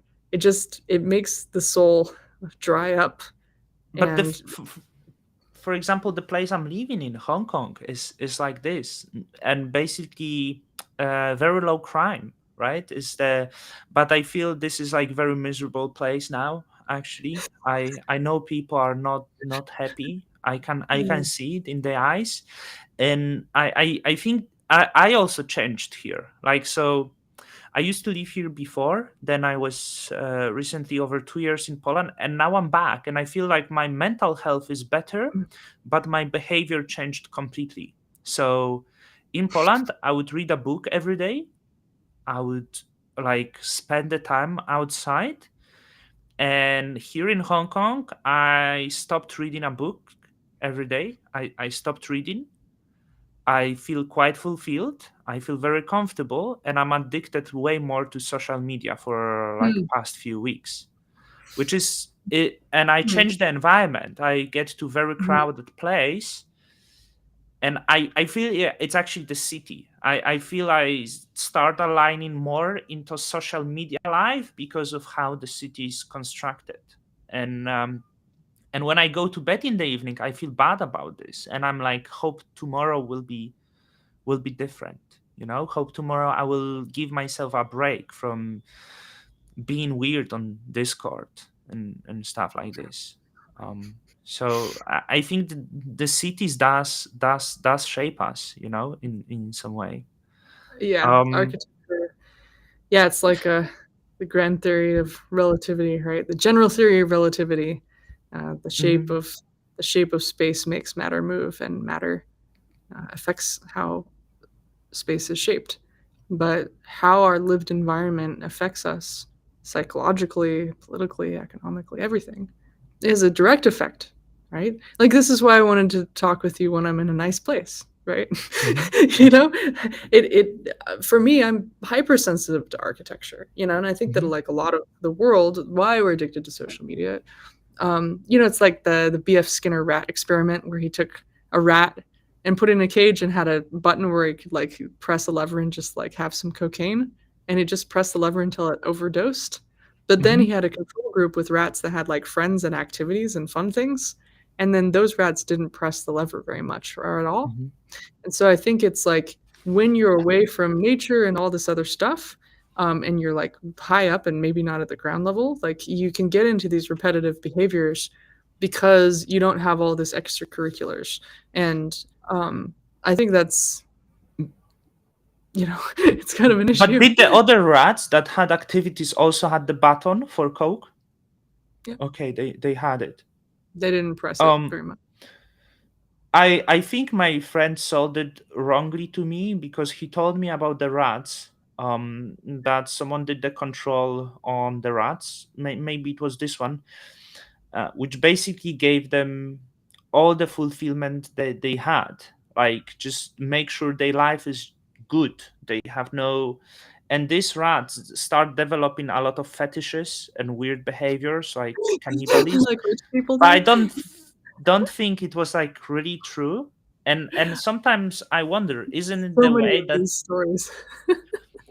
isn't the way that we will be like going into as our life is more fulfilled, and we're stimulate, like we get the ways, more efficient ways for dopamine release, which is like more efficient way for dopamine release is social media, right? That's the Yeah, but it's low quality, it's like junk food, and and it becomes harder and harder to get, like, a real dopamine release because that takes time Mhm, and effort, and so we atrophy those skills, and, like, taking the escalator to the gym instead of the stairs, we take the mhm, escalator, and so I think there's something about, let's just bring in noise again, to have some noise in your life, to have some struggle, not, like, overt, like, mhm, like goth. But like as a former goth, I would say, yeah, struggle. But like, to have some challenge, right? Like if I want to get my attention back, or like instead of watching something, like maybe I can turn my phone on airplane mode and go down to the restaurant and finish this book. mhm, And I finished the rest of the book at the fancy restaurant at the hotel. And I was laughing and marking up the book. I was sitting there in the corner in the fancy room. Everyone was on Hmm. birthdays and dates with this book, Anarchist Cybernetics. And I was like, wow. And I was laughing and I was writing in my notebook. And I was like, do I look crazy? On the other hand, I was like, my out is that I'm giving a talk at this conference tomorrow. Like I can just, the people Hmm. institutionalize their weirdness, right? And my superpower is that like I can fairly easily explain. I have a lot of practice explaining what I'm doing, even if it's really obscure. Otherwise, there was a guy that was on a plane in the United States and he was reading a math paper and somebody thought he was a terrorist because they couldn't read math. So like, now when I get on a plane and I'm reading something with math, I tell everyone I was like, I'm into math. This is math. Well, that's very suspicious. Actually, I think you make it worse for yourself. I don't think so. I have to ask them about who they are a little bit, right? I usually have to make a You little should bit of ask sense. them, do you feel comfortable being me here reading the math? This is just a math That would be paper, very and suspicious. I think you should not worry about what I read. I It's need to just tell them fine. It's just how to experience yeah. it. Yeah. The thing about putting ourselves in discomfort is, but it's also like, um we are like, so some would argue, but let's say we are animals, um Yeah. and if we would start giving the soda to the dogs would always choose soda, right? So with that, like, we always gonna choose the escalators, and putting ourselves in discomfort is against human instinct. So to actually kind of preserve sanity, we humans have to go against the instinct, right? If you have the junk food, which is like, um easier source of energy, and humans, as the, like, we evolved to make sure like we survive, right? So we always will try to get the quickest energy source. But if you go with this flow, you will become obese, and you essentially kill yourself. So you have to go against the instinct and be like, I'm gonna starve today, which is ridiculous thing to do, but Which it's good for you. yeah, yes. It's almost like if you can model out humans are not very good at understanding like exponentials, right? Exponential curves, right? It's like doesn't Hmm. do anything, doesn't do and it does a thing. Yeah. Right? Which is why, people buy at the peak of cryptocurrencies and stuff like that. But there's this great book called Atomic Habits, which I usually don't recommend a book like this because it's a little silly. But it talks about, doing one small thing different each day accumulates, and then you don't notice it, and then suddenly you notice it, right? So it's like Hmm. me deciding I'm going to go rock climbing, right? First like 4 months nothing happened, and then like 5 months I have muscles, yeah, and then like 8 months in I'm Yeah. buff, yeah, in my own way. It's like, but some interesting things happen. Like I don't care for sugar anymore, so there's this external thing that I did that now I don't even care for sugar, Hmm. versus um having to change my behavior or see it. But it's also Hmm. this thing is like, if I'm in a store and I think like cybernetically, and I look to grab a package of like M&Ms. Nick is great. And but then I see that if I do that, 6 years down the line, I will have consumed like 1,000 more packages of M&Ms Hmm. because I'm adding this new noisy behavior to my already existing Hmm. system, and it's going to unbalance it at some point. And in order to rebalance it, I'm going to have to take something out or modify that behavior. Like because I can see all the iterations of that in the future, I don't grab the package of M&Ms Hmm. because I don't want to have eaten 1,000 packages of them. Hmm. And so I start to like edit out these things, and it's a lot of it watching my dad just never editing those things out. My mom, so one of my mom's best friends was from Lebanon. My mom, all her friends were like math people. And so she grew up feeding me like Lebanese food and Japanese food. And my dad did not eat this food, and his body shape was very different, and mine was like reasonable. Hmm. This was this huge difference that I was able to see over time. And so it's kind Hmm. of like growing up with that. Like that's I try to think of that. Except my average time on my phone and on social media is about 8 hours a day. Hmm. So Hmm. I don't know Oh, how to that's solve it. horrible, horrible. Yeah. Oh, it's pretty This, bad. does it bother you, this thing, or not? I know for some people might be annoying. I don't care, but Well, I just does it mean that it's gonna go out at any moment? it doesn't matter. I will switch camera to my laptop camera. So like, but this one is nicer, right? Like I can go. I can even switch now. So it's like that. Does people care about? I look different this You look camera, and I way have different from Meta. I look like tired in this camera. And I have clothes here. So which one we go with?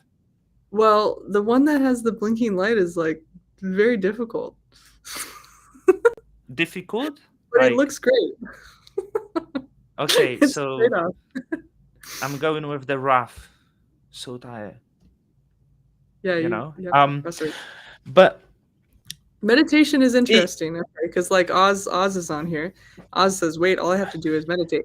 Meditation's interesting because like it increase like your amygdala, right? This like little weird thing that reacts fight or flight. You can actually shrink it and kind of augment how you react, which is pretty cool. So there's kind of a metacognition around that. But like meditation is not like I'm gonna remove every thought from my head. It's watch the thoughts go by and let them just like go out of your brain to the other side. mhm. And it's nice. So So you're like brain is just this pass through for information, and you don't have to really do anything. Um, but still, even though I'm quite good at that now, mhm, through the whole pandemic, it doesn't mean that that I can't keep like off my phone. Like if I get onto my phone, like I'll be mhm, there for several hours. And mhm, for me, I'm really curious. Like I want to know what's happening in the world, and I want to know like the world news, and I want to know different aesthetics people are experimenting with, and like how slang is evolving over time. And then I can't mhm, stop. And I really, really want information. So I've been trying to switch to books.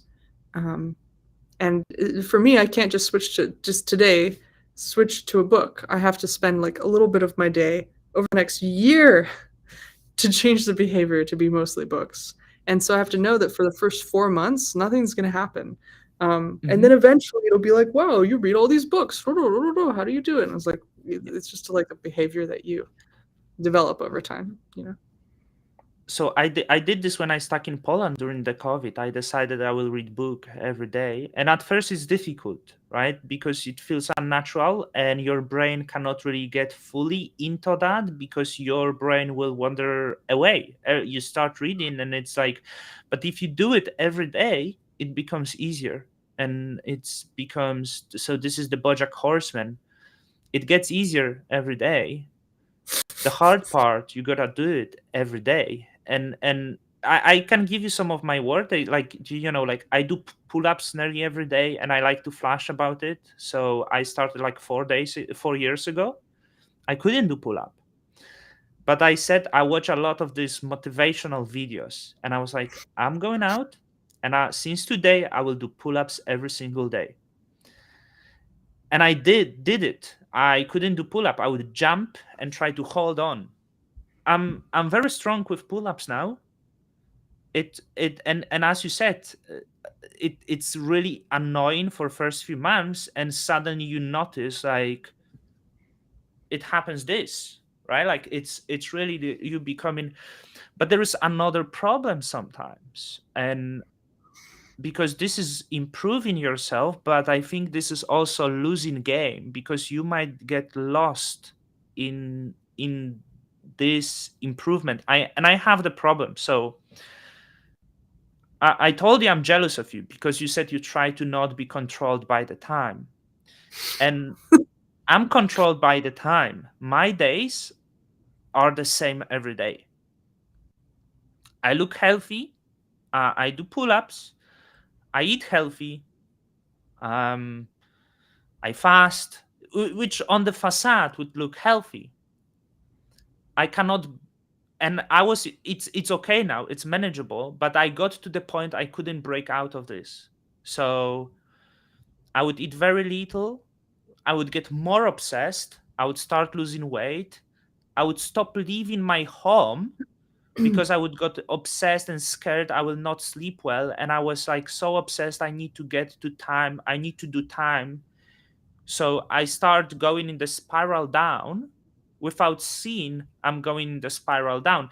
And what I'm aiming at, there is a lot of these people writing the books, for example. I'm not sure if you heard the book, which is pseudoscience actually, Why We Sleep by Hmm. Matthew Walker.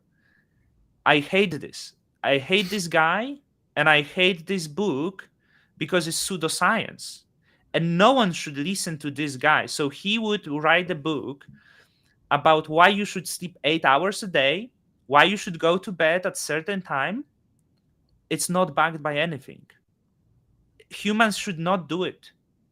Humans should humans are meant to sleep as much as they do. If you sleep deprived, it has barely any effects on your life, and it's all based on nothing what he wrote in this book. The human get tired, the human go to bed. Human no tired, human don't have to go to bed.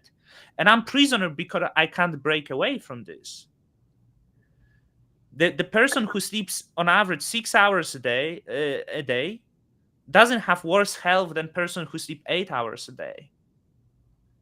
And I hate this pseudoscience that they're like. I'm sorry that I throw it here. I don't know. I don't know why I even did this, but That's this is interesting. this is the point. This is why you need the noise. You don't need the 8 hours of sleep. I'm gonna do the same. You need the noise, and these books are actually taking away your humanity from you. You know. Ooh. So there's this book that I read during British history class in college called A World Lit Only by Fire. And Mm-hmm. um, because there wasn't electricity, and it was just a beautifully Mm-hmm. poetic name. But there was some things about that people used to have two sleeps. So they would go to Mm-hmm. sleep and then Yeah. they would wake up like midnight or whatever, and like they would do all sorts of things, and then they would go back to sleep. And um, I don't know, was it like Kellogg or somebody that made this weird sleep cycle? I don't know. It's like any of these things, right? Any of these norms, like what we consider as Mm-hmm. human norms, are all worth looking into, right? I think, in crypto, we're looking into like whatever human norms we have about money and like second Mm-hmm. guessing a lot of them, right? Um, but it's interesting to do and to like, that's why I like that podcast, 99% Invisible, because they go into like, what is a mall? Where did it come from? Oh, it's from Vienna. Mm-hmm. Interesting. It's the idea of strolling down a Vienna street with a 23 degrees perfect day, let's hang out. Um, and so this is interesting. Like, um, I did know, well, I dated this very interesting person for a while who ran a goth record label. Um, Mm-hmm. and it was in my last startup. He would sleep about 2.5 hours every night. He had like 5 sleeps, and it was very funny because it was kind of like he was a vampire, but he didn't need the sleep, and he did this for several years. He was older than me. He had a lot more energy than me. He was like a lot more Mm-hmm. fit. Didn't totally work out, but eventually he stopped. And I said, "Why did you stop?" And he said, "I have more time than anyone else in the world." He said, "I've read all the books in the house. I've seen all the Criterion Collection films. I have Mm-hmm. friends in several time zones, and they are sick of me talking to them. I have all this time, and I don't know." He said he's released like Mm-hmm. 14 albums. He doesn't. He's like, this is plenty. So he started sleeping. Mm-hmm.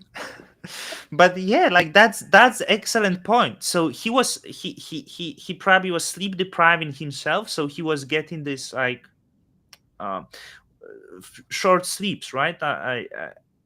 He is totally well I heard. rested. Yeah, it was a weird. Yeah. It was like whole thing. And I also wonder about, animals in nature, how they sleep, For Mm-hmm. me, like if I'm learning something cool, I don't need that much sleep. But if I'm not learning something, or like there Mm-hmm. isn't something I'm studying, or there isn't a cool conversation, I get depressed and I just want to sleep. Mm-hmm. You know? Well, I sleep really a lot because I get very depressed if I don't sleep, and I get obsessed and sad. I really like this is um Weird stuff. I actually have like here in this shelf, like I have benzos and zolpidem, which I don't take. They are just here in case I don't sleep at night and I get like really freaked out. And I, like it's like once a month maybe, sometimes for half year I don't do it, but it's there because I'm so I sleep a lot. But if I sleep little and I wake up too early, I don't know what to do because it's breaking out the habit and I have like extra 2 hours today. And it's like what to do, right? Is the like don't know. And this was really nice point. I have too much time, so I'm going to sleep. That's about I your like to sleep. ex, I like to the dream. person you were. Yeah. Dreaming is good.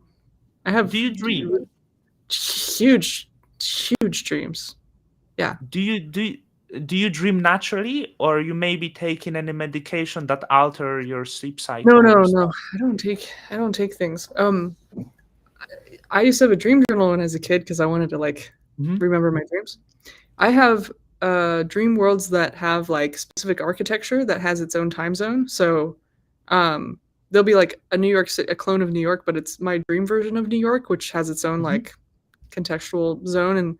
And there'll be buildings and developments that will happen, and I'll come back to the dream world like 2 years later and I'll be like, look, they changed that Hmm. building to a new building, oh, that's Hmm. interesting. Or like I'll try to go to a place that I ate at in my dream before in like the clone of New York, which has nothing to do with regular New York. For instance, like it Hmm. has cars that like have loop de loops, like like that, like race cars. Um, there's entire universes, and like I've been like different species and stuff in my dreams, or like different genders, or I've like fought in wars that don't exist with their own like ideologies, and like um, and I'll like wake Do, up do and you draw them. do you have one thing in the dream that really like is the same and is like really annoying? No. No, So I do your dreams. you Do it's yeah. So I take medications that essentially alter the sleep phases, right? Like so many people when they are on some medication, especially like let's say antipsychotic medication, they will start dreaming a lot and they will have, for example, very vivid dreams. This so the thing was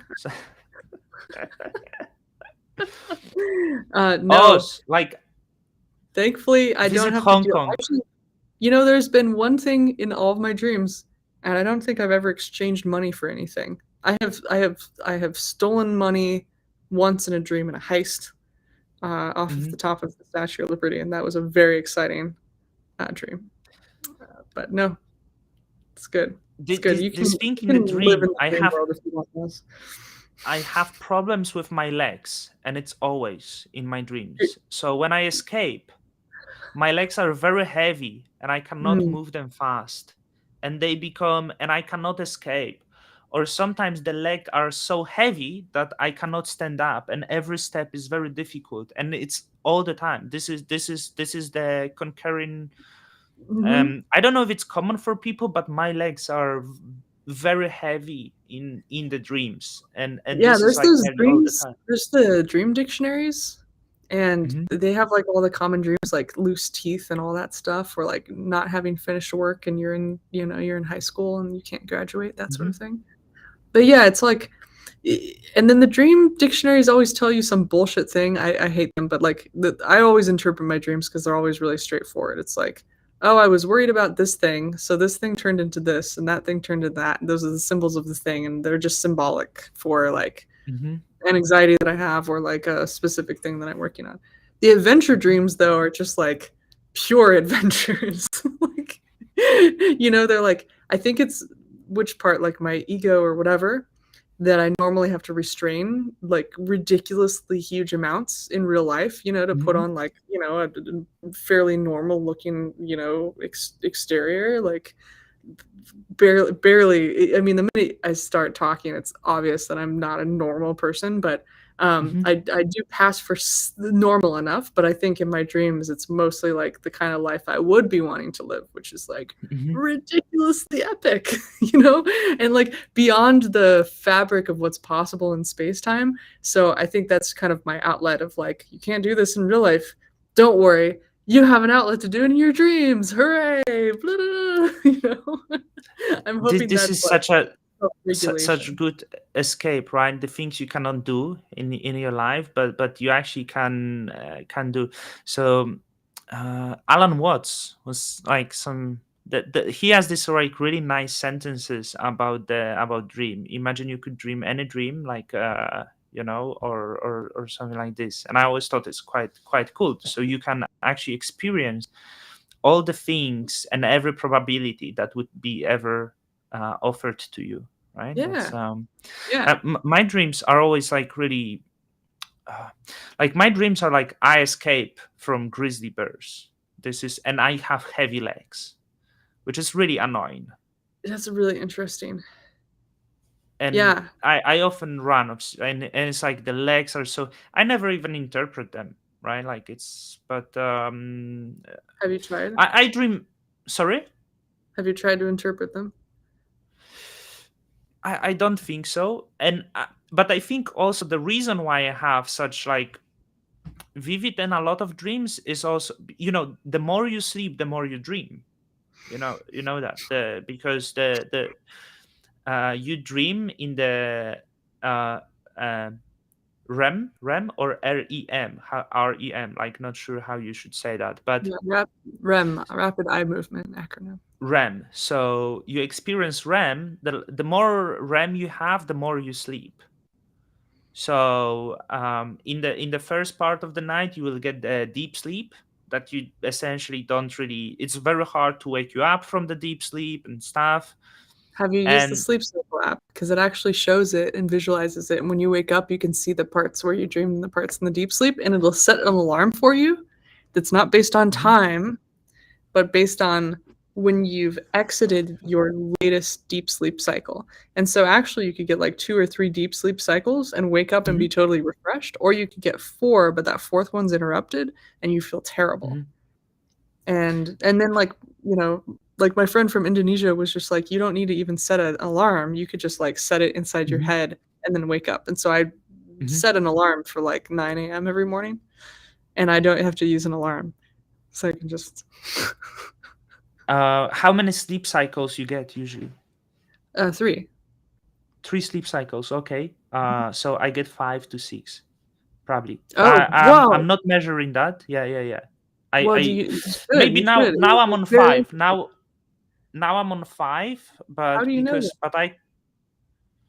I based on feeling, I don't think I get over 90 minutes. So, but I can feel when I have 5 cycles, I'm rested. And sometimes I go for like short additional one, which is probably like mainly composed on REM sleep. And this is based on how many hours. I think here I'm usually getting on the 5, because like we can estimate 90 minutes, but many people will have 60-minute cycles. Children can Yeah, have like 2-hour cycles, but I mine are can like feel an so. hour and a Mhm. half to 2. They're like giant. Mhm. You have how long? Sorry.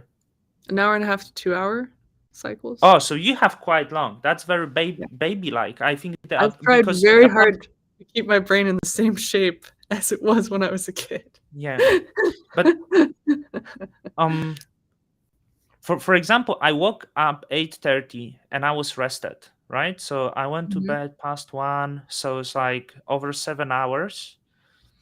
So I would assume I probably had 5 cycles or 4, and I was rested. And it upset me because it was 8:30, and I usually start my day at 10. So I'm lying in bed and I'm punishing myself trying to sleep more because I don't know what to, right? So horrible.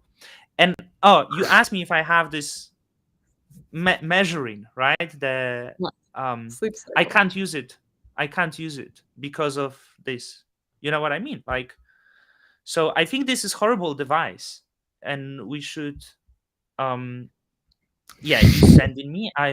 So you need a band to have it, or the ring? No, it runs on your phone.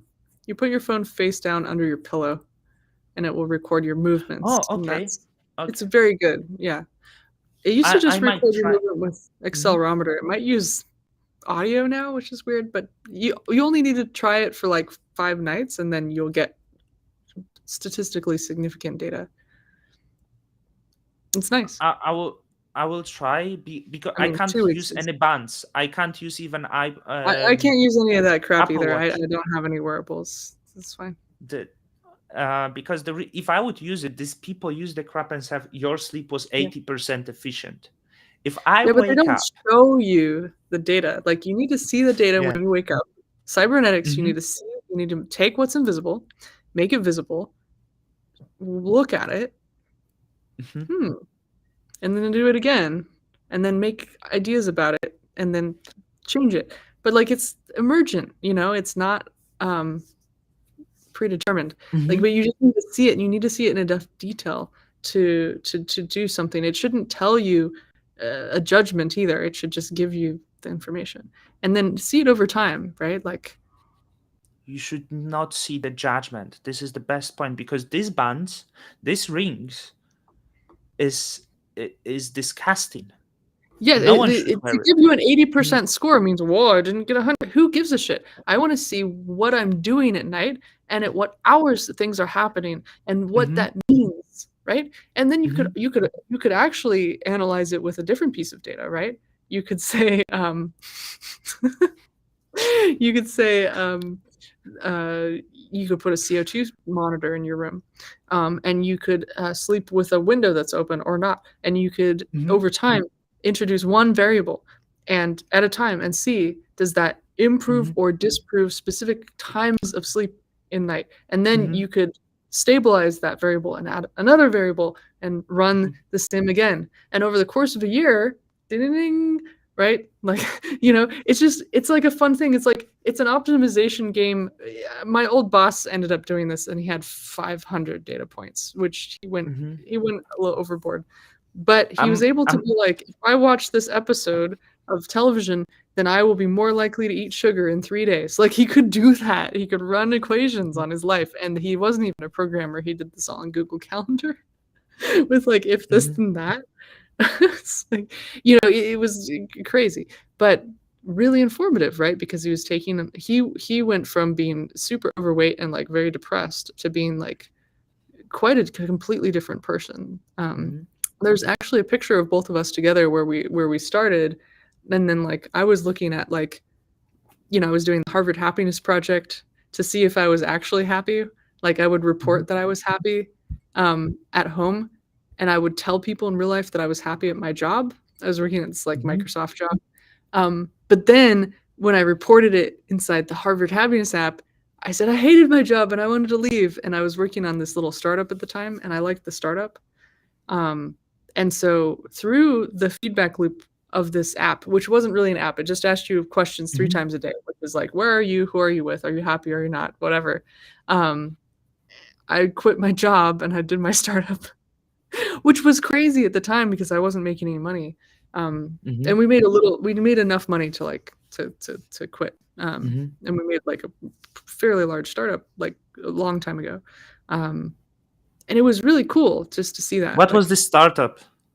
the startup, we made the very first location service for iPhone and Android. So we built a location service platform before iPhone had the GPS chip, with the idea that the iPhone would have the GPS chip, and then we'd have the Mhm. entire platform built, and all we had to do is swap out the device ID and have like a fully running location-based system with geofences. And so if your phone got into a geofence, something cool could happen.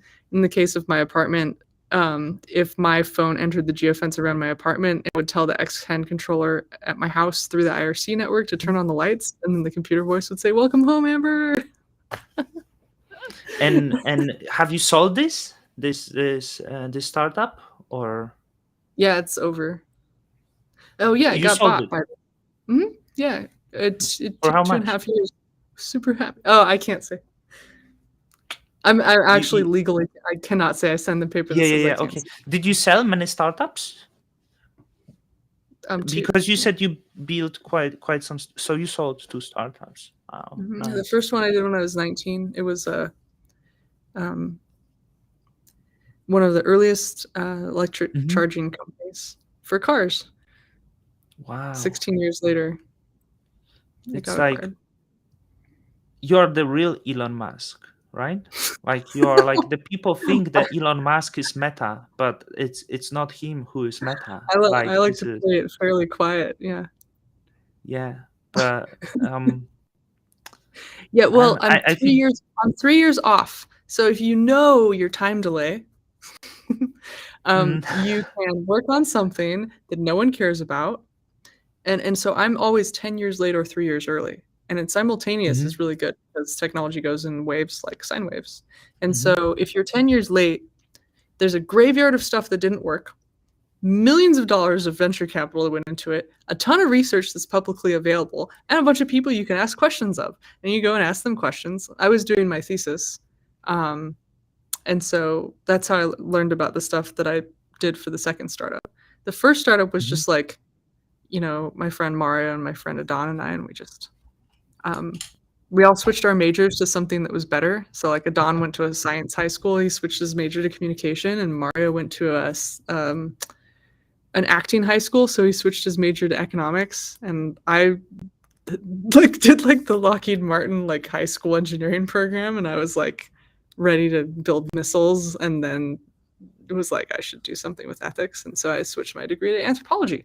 And so all of us mhm. were like, "We let's build electric car charging stations." First, we built an electric car, and then we're like, "Wow, it takes like $1 million to make this just for the safety testing." We're like, Wow. We can't raise that money." So we went. We came up with ideas of where the industry would go, and where the empty spots would be, right? Like if you don't have Mhm, power and you're a kid, you can't participate in the open. You can't play an open game where you're playing in plain sight. You can't say, I'm going to make electric car charging stations and get $400 million grants to put these in parking spaces at like supermarkets. But what you can do is say that in 10 years, we started this in 2006. In 2016, electric cars are going to show up on the road, and the economic forces that are going to change and be at play in that space is going to be that mhm, an increasing number of people are going to live in apartments and condos. And right now, government subsidies are benefiting companies that are putting charging stations in parking lots at uh, the grocery store. And we know that consumer behavior is that people want to charge the devices at home because now we have data points from phones. So, what people need is a charging station in their condo that can be approved by HOA with one meeting, 2 pages of legal document, $300 or less for the station, and a $1,200 electrician verified installation fee that's Underwriter Laboratories certified as a device. mhm. And so if we can get that equation right, like literally it's just an economics equation, and then yay, and then you just wait. So I wrote up. I mean, my dad, being the crazy inventor, was really good at patents. So when I was a kid, I learned how to write patents. So and then I had the Lockheed Martin program in high school, and so I learned like AutoCAD. And so I, you know, I was able to design these things, and then eventually and then write a lot of patents. So yeah, 16 years later, 10 years later, right on target, started to get the first customers. The thing is, most people don't want to wait 10 years. Yeah, I Like, wanted to. for like this thing that's going to exist in 10 years, So, we just had to. And then I left kind of after a while and I did another startup. And then that one I knew we were 10 years late and 3 years off from the next wave. So we're at Mhm, the disillusion point of that sine wave. And then this one was coming up. And so as long as we worked on it 3 years before, the cool thing about not working in a hyped place is no one really cares about what you're doing unless they really care about the idea. mhm, And so you get really good people. And the only person that I've seen really that works like that is Jake, like Jake Hartnell. When I first met Mhm. him, I was like, "Why are you so familiar? This is the coolest thing ever!" Like just totally understands that you meet people based on what they're interested in. You're solving this interesting thing together, and it's kind of a moving amorphous target, and you can see the thing in the future, but you're not predetermining it. You're just moving forward. Mhm. And I, so he just attracts great people. It's great. I think that's the main talent of Jake, right? Like you Oh, and Jake Zeke. has so And many freaking talents. But yes, one and big you one know what? is yeah. And this guy also get time to respond to random people on Twitter. Like I don't understand this guy, you know? Well, have you asked him But how his brain works? Because I asked him, I was like, "What's going through your brain?" And he just went like this. It's just a but I pass through. also, so I'm non-tech person, but I like to catch the weird social things. I remember he did and I think it's like he might be genius, but I still will catch up his cringe thing he's doing. Like I'm sorry for roasting on him, but I remember the um it's for me. I'm non-American, non-Californian person. Okay, that's he did the interview with Nick Merrill about DAO DAO. I think Mhm. it was this one. I heard it on YouTube. I was watching, and I think at the end or somewhere, yeah. So come after and engage with us, especially if your politics are more of the left wing. Then I was like, bro, this is such a vibe kill. Like this is like, don't use it ever. Don't ever say engage with us, especially if your politics are something. Like just don't do it. Say nothing, please. Just and I I, was like, that's you funny. know what I Because that mean? event, It's such a that was at vibe Berkeley, kill. right? That was the Yeah, Berkeley and event. yeah, come engage with us, especially if your politics are like left wing. Come engage with DAO I think DAO. I listened to that. I found that Just hilarious. You know what's interesting that came out of that event though is Zeke showed up and Zeke joined DAO DAO because of that event. yeah. Oh, So that hey, that's the it worked. benefit. But okay, maybe maybe if you would Or say like, oh, if you right wing I've given politics come. like maybe 500 speeches or whatever, and there have been some like real like I've just made some really cringy, lame things, Yeah. and thankfully people have told me immediately, "Don't do that." Yeah, like it's And I did it with so the course correct. I just think it's fascinating from the cultural point. You say something and you find it just funny. Like it's just I know he had probably good intention, and I don't think he would say it again. I don't think he would say it again. Well, does But he know your I don't know reaction? why he said it. Why did you have to say it? And and the best thing, I'm pretty sure no one from the audience caught it. I'm 100% everyone from the audience was like, I'm coming for it because probably the audience was like very aligning in this, It's Berkeley. What do you expect? No, it's But it's true. still I think cringe. Oz's comment here says, "Okay, I actually know why Jake said it. He's better at red pilling leftists." Well, now you're offending all of them. You have. I'm gonna get deeper into this trap if we keep going here. now, now you're accusing Jake of being like troll of Berkeley. That's Well, I think it's a good strategy. Like, if you can Mhm, have an on ramp to people that have the least amount of, and the most amount of idealism around a thing, which is a very specific breed of left leaning people at Berkeley, mhm, right? This is like a species of left leaning people. So if you apply your feeling of what left leaning is from a different perspective onto the Berkeley people, it may not line at all. And that's why we have the problem with terms like anarchism or left or whatever, because mhm, they're not a uniform identifier. They can't they can't identify all this different mess of things that are going on, you know. mhm. So we have to just come up with new words. um Have you? I want to. Sorry for getting to this, but I think maybe it's a good point. So I keep saying I got into new NFT, and I think this group of people would think that I bring them up is a little bit cringe. Have you heard of Miladies? Yeah, of course. I I have 3 Miladies now, and I'm so Great. so hyped about them. Yeah, yeah, yeah. And I um mean, they're hilarious. yeah, and I think this fits this kind of rhetoric of just like just not making sense and like kind of Yeah, as a surrealistic art piece, like they make a lot of sense, right? Like, yeah. but So I people think. if people look at it from the surface, it is really about what level are you reading these items at? Because there's multiple ways of reading them. And there's Mhm, ways of reading them in a way that are like, and then there's ways of reading them that's funny, and there's ways of reading them mhm, that's academic, and there's ways of reading them that's discussed, right? And I think that's mhm, almost true for like every level of a thing, right? Maybe we mhm. could say that about anarchism as well. Um, you anthropologist, right? Like Yeah, you. technically, I Um, studied. Yeah. just go to Milady Discord and study that. Okay. Like I'm telling you. Like I I'm mean, surprised I maybe you haven't don't done have that time. yet, actually, because I used to go on 4chan like constantly, and I found it very entertaining. Um, Yeah.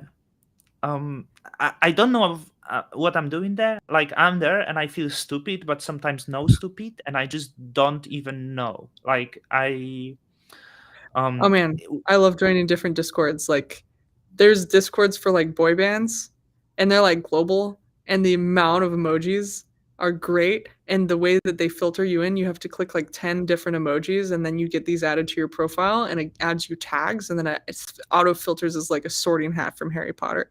Fascinating stuff. Um, it's just great, like the different landscapes. Mhm. I'm going to be doing a lot more like DAO and small community research because I want to know what people need from DAO DAO and what we're going to build in like post V2. So this is the time When is V2 coming out? when it comes Because out. like You should I'm test I'm it, test that right now. It's yeah. there. Should I make video or should I wait for the V2 and then record the video I of think testing? wait for V2, record a video, and have someone from DAO DAO give you a tour of V2. But You be very no, no. I you think I've you taken not up the tour over guide? 2 hours of time, and we've barely talked about that. I think it would be No, no, like no. Like I Noah mean and Zeke would be great to like. You want the people that built it I to want really, Noah. I will. yeah. Maybe you are my Noah bridge to Noah. I will Noah say would be Noah. great. Look, Noah would be yeah. fun. I think it'd be awesome. I think also like just having someone just show you would be great. I did some small early wireframes for this one, but Hmm. this one's a lot more of Noah and modern edamame and like Zeke, and Blue Note. Hmm. And for so each it's almost like each season like there's different amounts, like people are contributing in different ways, and I really like that because sometimes it's like, well, I'm contributing differently this time. Not to say I didn't do a Hmm. zillion things, because like this time I was like, I'm making T-shirts and hoodies and going to conferences and like trying to get partnerships and here's an early wireframe of NFT treasuries, and then Modern Edamame will like take that, like make it professional, and then like Zeke and Noah will make it in a way that like functions. It's like this Hmm. whole lovely ad hoc situation in some respects. Although we'll see what happens. The whole thing is constantly emerging. Like compensation is emerging. Like, what are we doing? Like we question it, and then we like come up with a hypothesis, and then we run a test, and then we see. It's nice because like we're Hmm. on territory that hasn't totally been settled yet, and so to predetermine what we're gonna do is like really um, restricting, but we've all kind of agreed that like we need a little bit more structure, so we get to figure that out. So it's very much a DAO. I'm It's very I'm much really cybernetics. I'm really looking forward because I feel the DAO with the DAO tokens are not really like great holding point. So I don't know what to expect from the V2, right? But I'm hoping this that we can actually use the NFTs for that. Yeah, and this is the great um because Well, I'm gonna experiment, and I'm yeah. maybe you will not Think even about know this I'm flow. experimenting. Someone buys, you can sell, like, let's, DAO up is pause, right? So you can't Hmm. just like make a token and then people can buy the token, right? Mm. So really, it's what you can make NFTs and people can buy your membership NFT, and in doing that, they're part of the DAO, Hmm. right? And then they have And like, so it's a very clever way to get people to join, and to do hmm. something and to have a vote. So I love NFTs because it goes back to like what I was trying to work on at Unlock Protocol, which is NFTs are Hmm. memberships, right? Like, Hmm. we're all part of the Bad Kids Club. We all have a Hmm. membership. We can verify that we have a membership because we have it in our wallet. And so if we go back to that, um, if you make a DAO who has NFTs in their treasury or who has NFT based memberships, very interesting, right? Um, and then it's not based on tokens, right? One NFT, one vote. So there's just a lot, um, to experiment with. Um, Hmm. so we'll see what happens. Also, I'm really interested in running games. So there may be some pranks at games. My wife. Yeah, come in. Oh, I'm having like as case, meet case. Hi. My colleague. And there is her. You can take me Hello. out. Hello. Ah, Casey yay. from Nice to meet you. Case is like how to tell you. from Case Bacchus. is serial entrepreneur. Yeah. Is so and she co-founded DAO DAO. Yeah, yeah, yeah. Mm, So we are going for over 2 hours already. right. Oh yeah, I I will think it's see you. Yeah, probably time. yeah. Go have some. Nice to meet you. Nice to meet Salut. you. She also said nice to meet you, but I'm on the headphones. Yeah, that's Speaking of my China, wife. Mm. she's great. So Yeah. nice. Hong Kong still have the mandatory masks, so Yeah. like I just some people maybe would be surprised, like, but yeah. Look, Yeah. people here and people don't know you are co-founder of DAO Well, DAO. there That's is why. not just me and Jake. There's more. There's more. Yeah, Right. there's There's there is many people. many people. Is it okay that I call you serial entrepreneur? It's okay. Like I don't know the Yeah, sure. stages. That's Serial fine. I mean, entrepreneur. there's two of them. Um. Yeah. No, I it's good. um. So I think the NFTs are such a great holding point because we have Nouns DAO, right? But it's not easy to create another Nouns DAO for a person not being into NFTs. And why I'm excited because the person like me now will be able to essentially create something, and I'm like, maybe I don't want all the money for myself. You can have part of this money or the treasury, right? And sometimes it works also as the gimmick because if you have very small treasury it might not work, but what if you suddenly created an NFT and so people wake up to the idea that there is $500,000 in the treasury, and it's like, hey, we have some money, it's nice, we can be part of this. And Yeah. I think it's And really. also validators that are running as DAOs. Here's an equation that's interesting, right? So let's say I run a validator. It used to run Earth Plus validator. So we validated for a bunch of different chains. Mhm, And it was really hard because we didn't really have it as a DAO. There's two things that's hard when you run a validator DAO.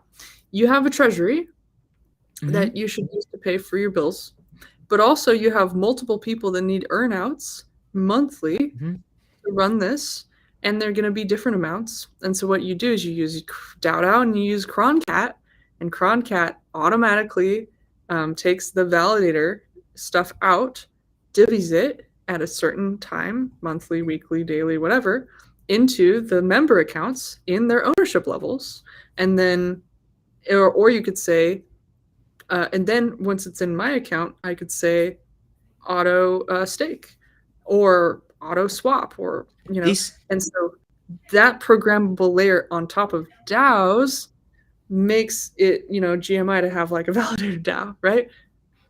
Yeah. So Is And Cronkel getting integrated with DAO DAO? well, the whole point is that, well, how I want DAO DAO to work is that it's almost kind of like a plugin system where you could run a plugin for DAO DAO on your own website and you could like have an external hook into it, right? And so you can have a flourishing of like third-party ecosystems, right? Like I'm very good friends with Croncat because I brought Mike into the Cosmos ecosystem, Mike Purvis. The idea was Jake back in October was like, work on DAO DAO and like also here's some token, bring some cool people in the ecosystem. And I was like, Mike, you're the best. Yeah, let's make Starybot. I exchanged messages with Mike. He approached me and Mike is great. Yeah. Mike is great. So Mike and Trevor worked together, and Mike was from Near. So Near was further along in a lot of respects, especially in the DAO tooling. And so there's a lot of lessons that they can learn from Near and bring it over to Cosmos. And I think that's really great. So they're super excited and they work together really well. I had them over for dinner the other day. I will get Mike on. Like he contacted me. I tried to maybe like connect him to some people because he said actually he wanted on Juno, but am I allowed to say this? They like try to get the grant, but someone advised them it's not the best idea or something like this. So I'm not sure how was it. Oh, I think things are hard sometimes because they're amorphous, right? Like we're dealing with like things that have dependencies. So like there was probably some very good reason why it wasn't possible for X or Y, right? But Mike and Trevor are awesome, and Croncat is great, and I'm really looking forward to cron jobs in the crypto space. So yeah, all those little tiny actions that you might do, like every single day. Like, what if I wanted hourly to compound my like Juno? I want to make one point. Do not compound your Juno hourly. And I hate this marketing. I hate this. I'm not going to. It would be daily. You can look at a curve and it'll tell you. You forgiven. You forgiven. Versus weekly, it's better. Yeah, don't do it hour. Oh God. Also your taxes. Just daily's great. Daily's fine. You know, there's plenty validators, and I was coming and telling them no, it doesn't make sense. But then I was roasted. Like I was like, stop. Like, well, I see the validators. It's like people can do what they want, right? That's the free choice. If people are really OCD and they want to do it hourly, they can. It's all right. Do you know that someone is offering every 10 seconds compounding now on one network? And I'm out. I have no arguments anymore. But people will go follow and they will think it's extra beneficial. I mean, like, cool. Well, if you draw a curve and actually calculate it out, you could find the optimum claim stake. Like you could find the optimum restaking period. Somebody should do that actually for each one, right? It's different because each one has a different percent and each one has a different inflation. So if you put those in and you just had a page and was just like, here's your thing, then people could say, okay, well, this network, like, not that everybody would read that, right? They would be like, whoa, 10 seconds restake, I gotta do the validator. Let's go. But Croncat could do that. They could make a page and they're like, here's what to set your Croncat to for each of these networks. Oh, I'm gonna talk to them about that. Be a cute page to have. Have you looked into Atom 2.0 maybe, or maybe? But we're also at 2:28. Should probably go. Yeah. Sorry. Teach tomorrow. I need to sleep. It is maybe 2 a.m. here. Some crazy time. Yeah, you're trying to tell me for past half an hour to like. I saw you giving me signals, and I'm just ignoring them. I'm just going with the flow. I have another call in 45 minutes. So, Omniflix. Omniflix, yeah. Yeah, not prepared. So, look, Case. I mean, this was the best chat I had. Oh, thanks. It was the greatest thing that ever happened on this channel yet. And I just want to say I appreciate you just greatly. I guess maybe one day we will do it again, right? Um, Yeah. yeah. Oh, people didn't Let's, know it's live video even. We just like let's have one with Barton too, I to like want. Yeah. talk about a zillion things. Yeah. 5 hour live chat. I wake up Right. in the like just all day. We sit on the live chat all day and we will have real interactions. We will eat together. We will and I wonder how many things can come through the whole day discussion, especially when you get tired and you start like talking nonsense and something, and then the beautiful things happen, right? So people were watching and they didn't know it's live. They didn't know we are talking live. I like Oz's Um, one too. If Dawn doesn't okay, close it sleep in the next DAO. block, Case will submit a Uh, sleep DAO proposal. Case, I appreciate that doing this for me, talk like getting at midnight and staying so late because I would not do the same. So you are the person that I do not deserve, and just yeah. Well, thanks for this. Yeah, I think it's 2 or something. I'll just go to sleep. It'll be fun.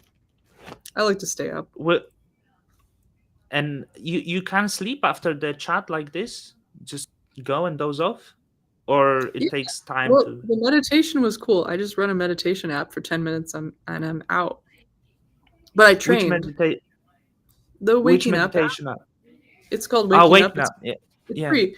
What it does is like it asks you to look for the one that's looking. Zolpidem? Zolpidem might work better. No. No, but yeah, the only thing that keeps me is awake is I think thoughts or strategies or Mhm, whatever, and like the big simulation center of when I lay down, the mhm, simulation center of my brain goes up and I start modeling the universe and all the moves that I'm gonna make and what I'm gonna do and like what this means and like I'll think about DAO DAO or something, and then I can't sleep. So then if I just put on that app that I've had 2 years of training with, of like 10 minutes a day that didn't do anything for the first year and then suddenly it clicked. Then if I just put that on there, you're supposed to like focus on your breath. I remember my old mhm. co-founder, he could fall asleep in like 5 minutes. And I was like, what's your trick? And he's like, Wow. focus on your breath. And I was like, I don't know what that means. He never explained it. He was just like really good at doing everything. I was like, "Yeah, fuck it." Now I I'm know. horrible at this because if I focus on my brain, sorry, on my breath, Mhm. I will just focus on my breath so much that I Oh, will see, you have to let it hypervent. go through. Like you have a thought I will not let. and Mhm. just watch the thought, detach from the thought, meta on the thought, go one level up categorically, like watch it as a fractal, zoom out and let it pass through. And then another thought will come up that's interesting. And just like zoom out, let it pass through. I I tried like few times. I tried. I hyperventilated. But, Okay, then don't focus on your breath.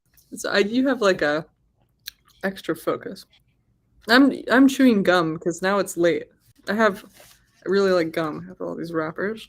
So wow. when we were talking, I took all the gum and I put it into a shape.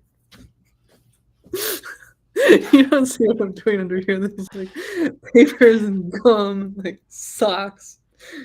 You know what's great meditation for me? Bath. I'm obsessed with baths. Baths are the greatest. Yeah, Like it's such a underestimated invention. I think many people it's don't very like it. I Douglas hate Adams. showers. Sorry. People used to go to the bath. So like in Japan, people go to the bath. In Rome, people Mhm, went to the bath. In a lot of places, there was a public bath you would just go to, and that would like mhm, make you okay, you know. mhm. And then we took this away. How do people chill? They don't. Like yeah. If Yeah, I'm really messed up, but I'll take a bath.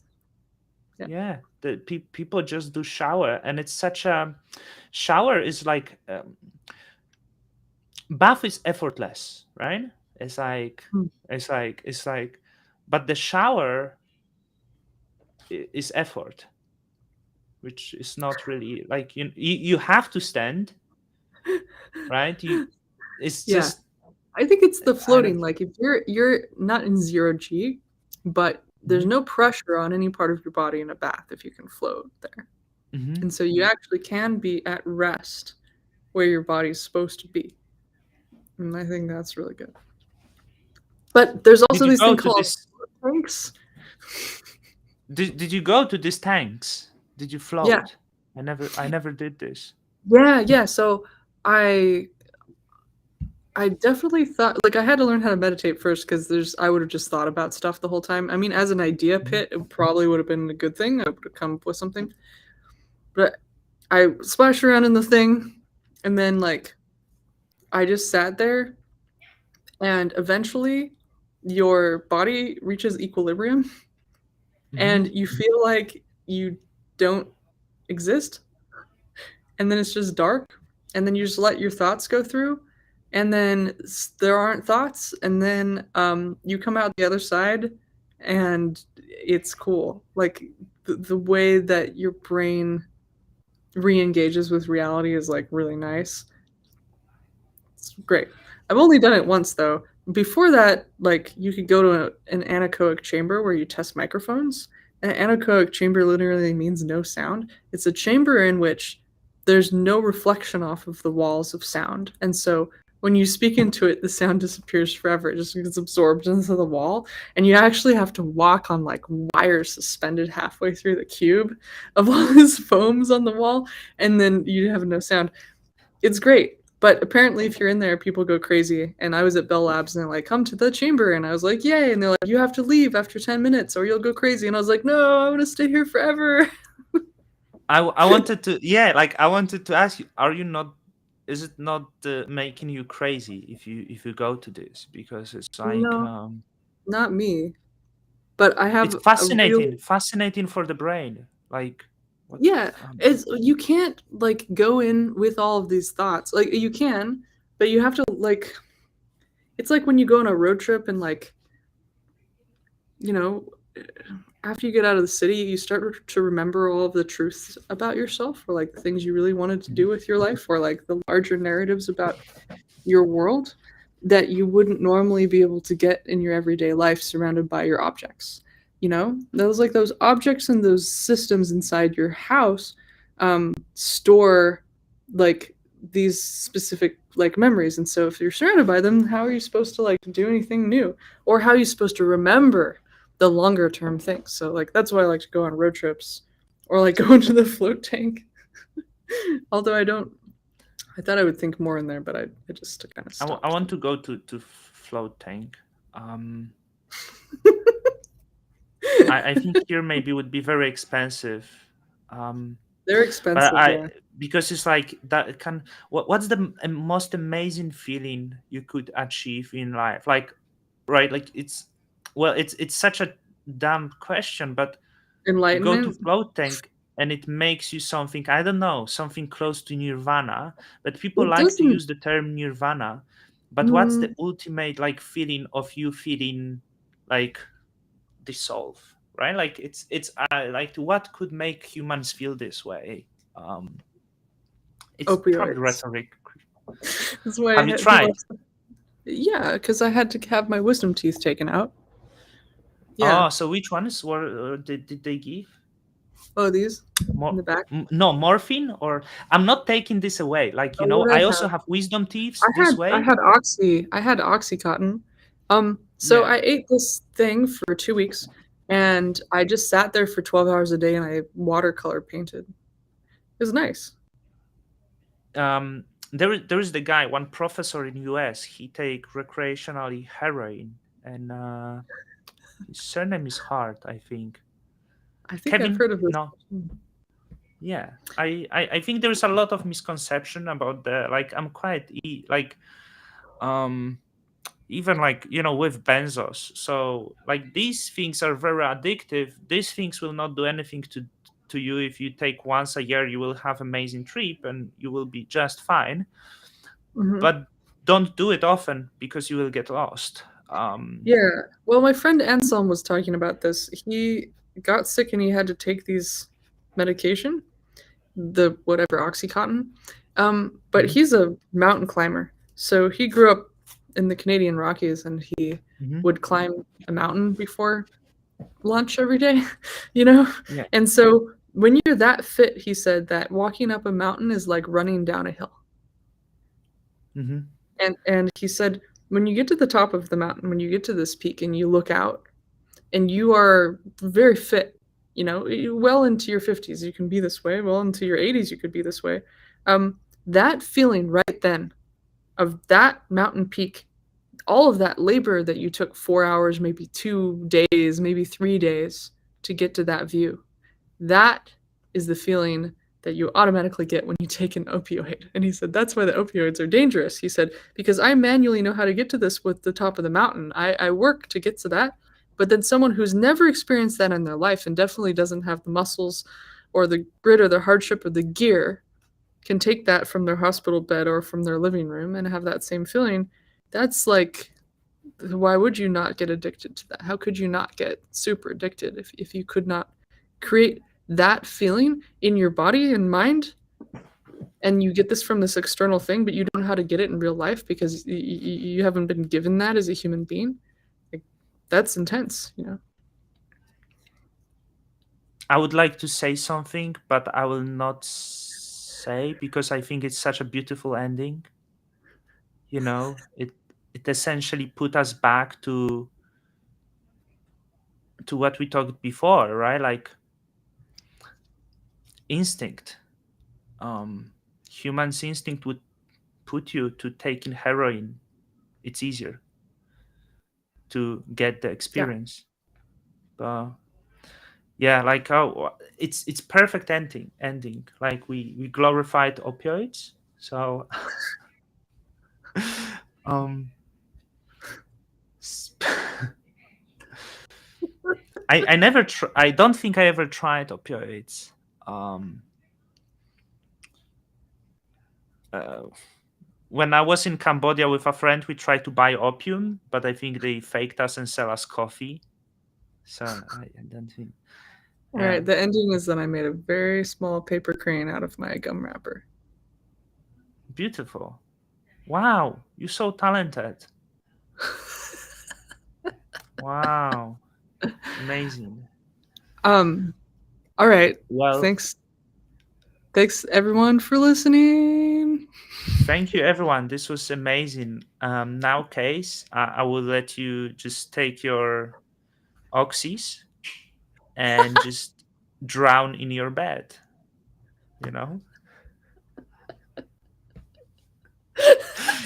and just have this good experience. And tomorrow is the next day. Yeah, yeah. Thank you, Case. Amazing. Thank you. I fingers crossed. How you cross the fingers? Not this, right? That's fingers crossed. Oh no, this is fingers crossed. Um, this is, sorry, like I confused. That's like stupid. That's obviously fingers crossed. In Poland, we say we hold the thumbs for luck. I do that Hold the thumbs. naturally, but I Yeah, didn't know that was a this is thing. for luck. This is a lie. Like we say, I like like I when you like say this. something, this I definitely hold my thumbs if I really. hold the thumb. Yeah, that's good. Wait, Yeah. where are you from in Poland?